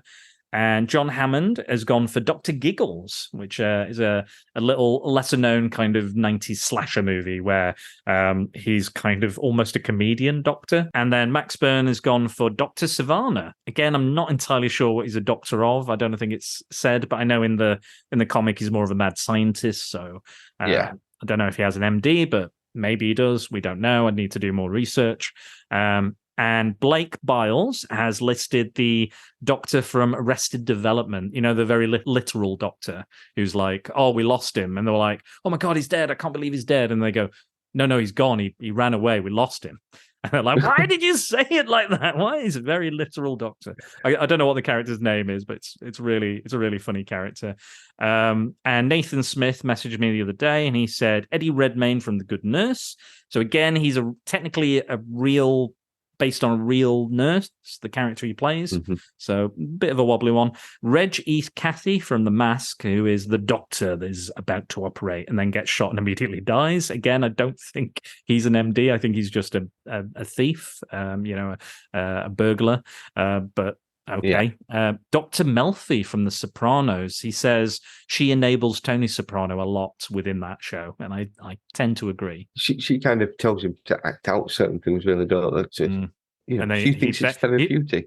She thinks it's therapeutic, and maybe it is, but not to the person Tony is administering that therapy to. He's going to put them in physical therapy. That's what's going to happen. And he says, all comes back to her. He says, Doctor Strange, a terrible human being. Yeah, that's kind of the character.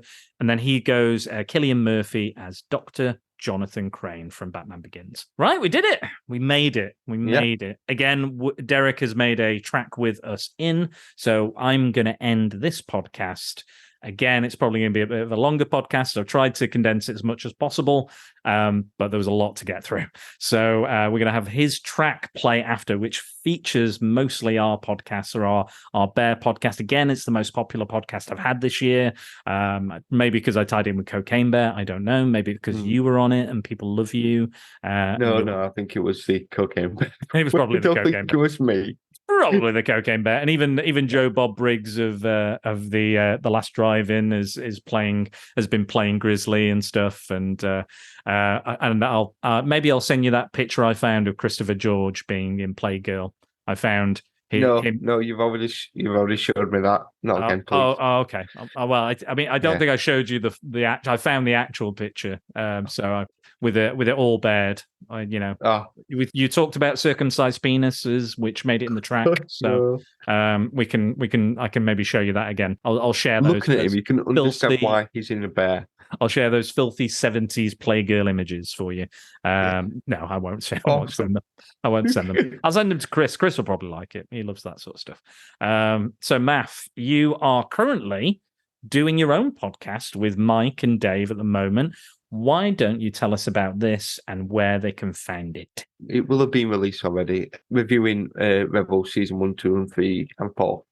And also, we should also have out our Road to Ahsoka, where we're going to kind of talk about what we expect the show will be. Hopefully, at this point, this should have been out as well, because at this point, we'll be doing Ahsoka, going through the TV series when that gets released. I'll appear on one of them at some point. But yeah, if you're into Star Wars and that, I'd never seen Rebels. Mike had mentioned, I think, at one point that Rebels was just one point. Never every day, all of the time, constantly on every podcast I've ever heard him be on. It came to an idea that me, Dave, and him would kind of go over and review them all again.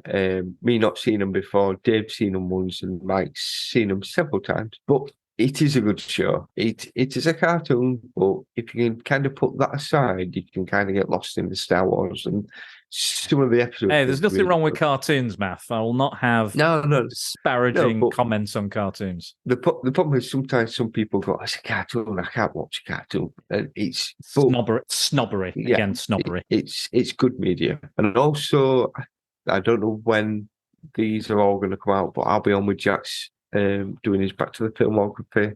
Oh, yeah. I think that's going to be in September time. We'll be reviewing 13. No one wanted to sign up for that one for some strange reason. I wonder why.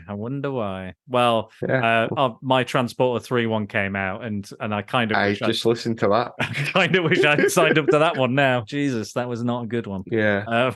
Yes, but yeah, no. So I'll leave all the links in the show notes, Maff, if they want to check out your content and stuff you've done with me. The previous podcasts we've done, and any of the other stuff I can find and can be bothered looking and hunting down that feature you prominently in. I will do that. But have you got any social media handles that people can find you on as well? Follow any content? I'm on Twitter, MaffUK78. If you want to kind of drop me a follow, and I don't tweet an awful lot. To be fair, I use Discord more than anything else.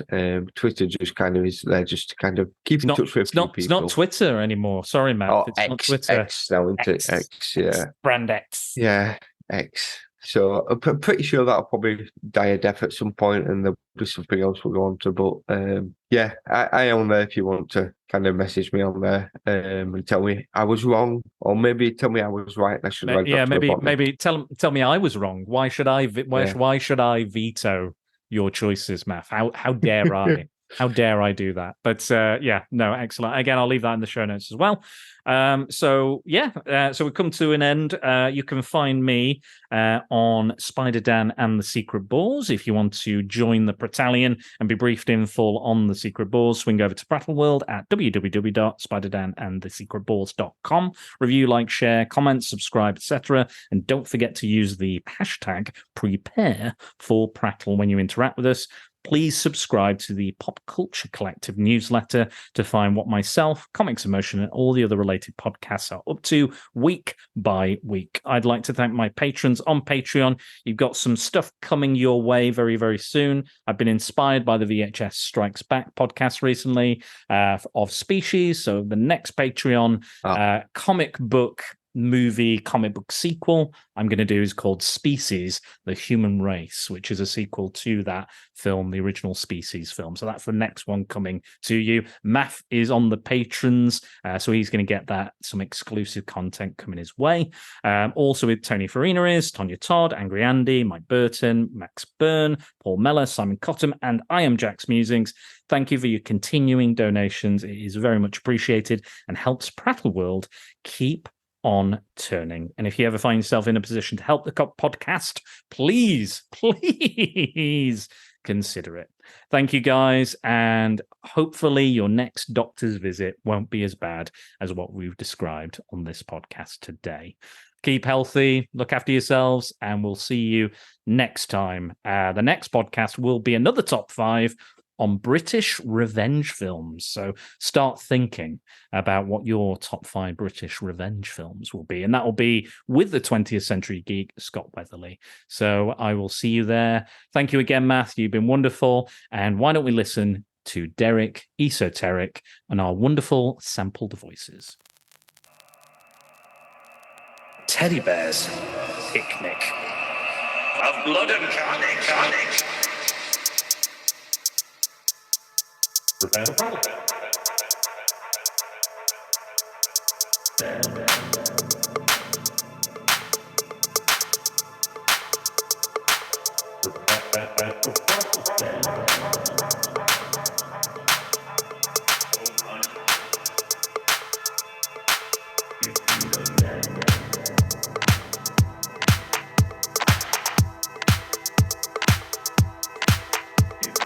You go down.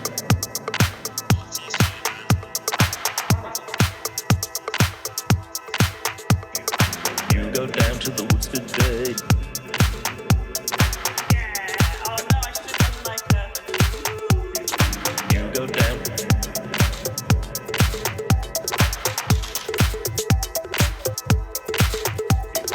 You go down to the woods today. You're in for a big surprise. How the heck did they do that? That's terrifying.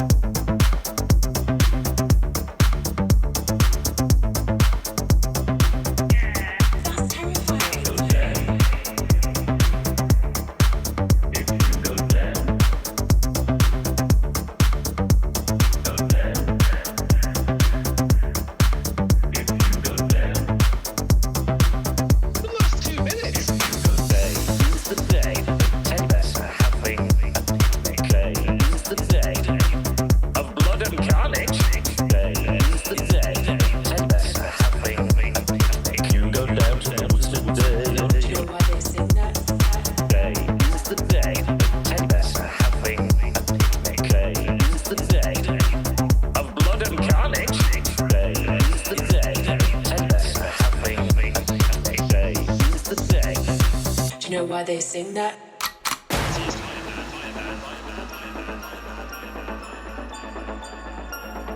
It's just about debauchery, debasement, and just pure filth.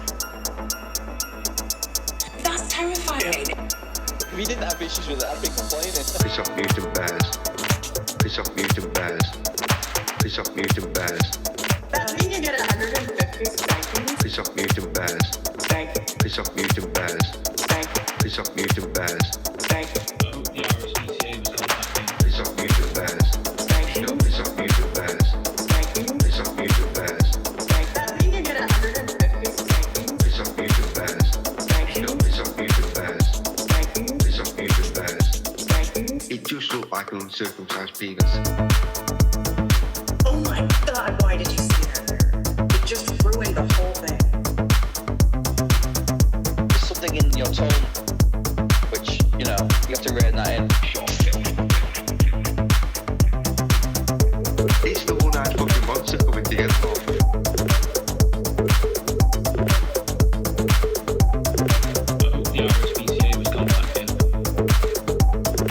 Maybe the Venga Boys would be a great political party for the UK. You go down to the woods today.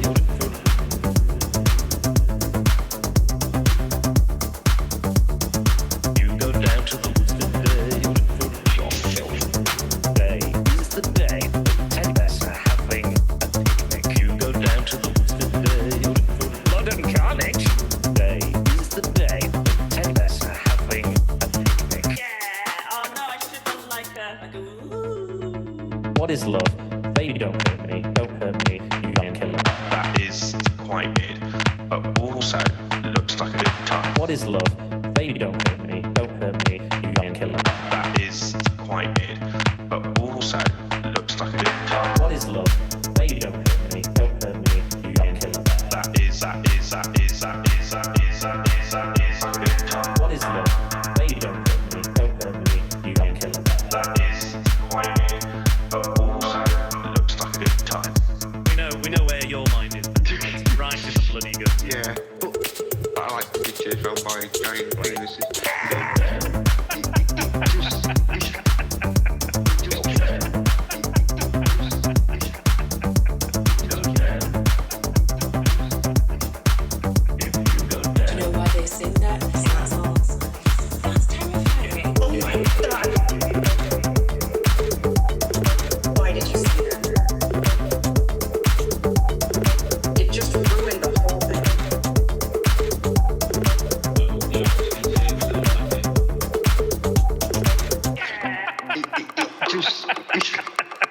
it just came and it was like, oh my god. I think I'd seen a picture of the bear before, which must have been the bear at the end.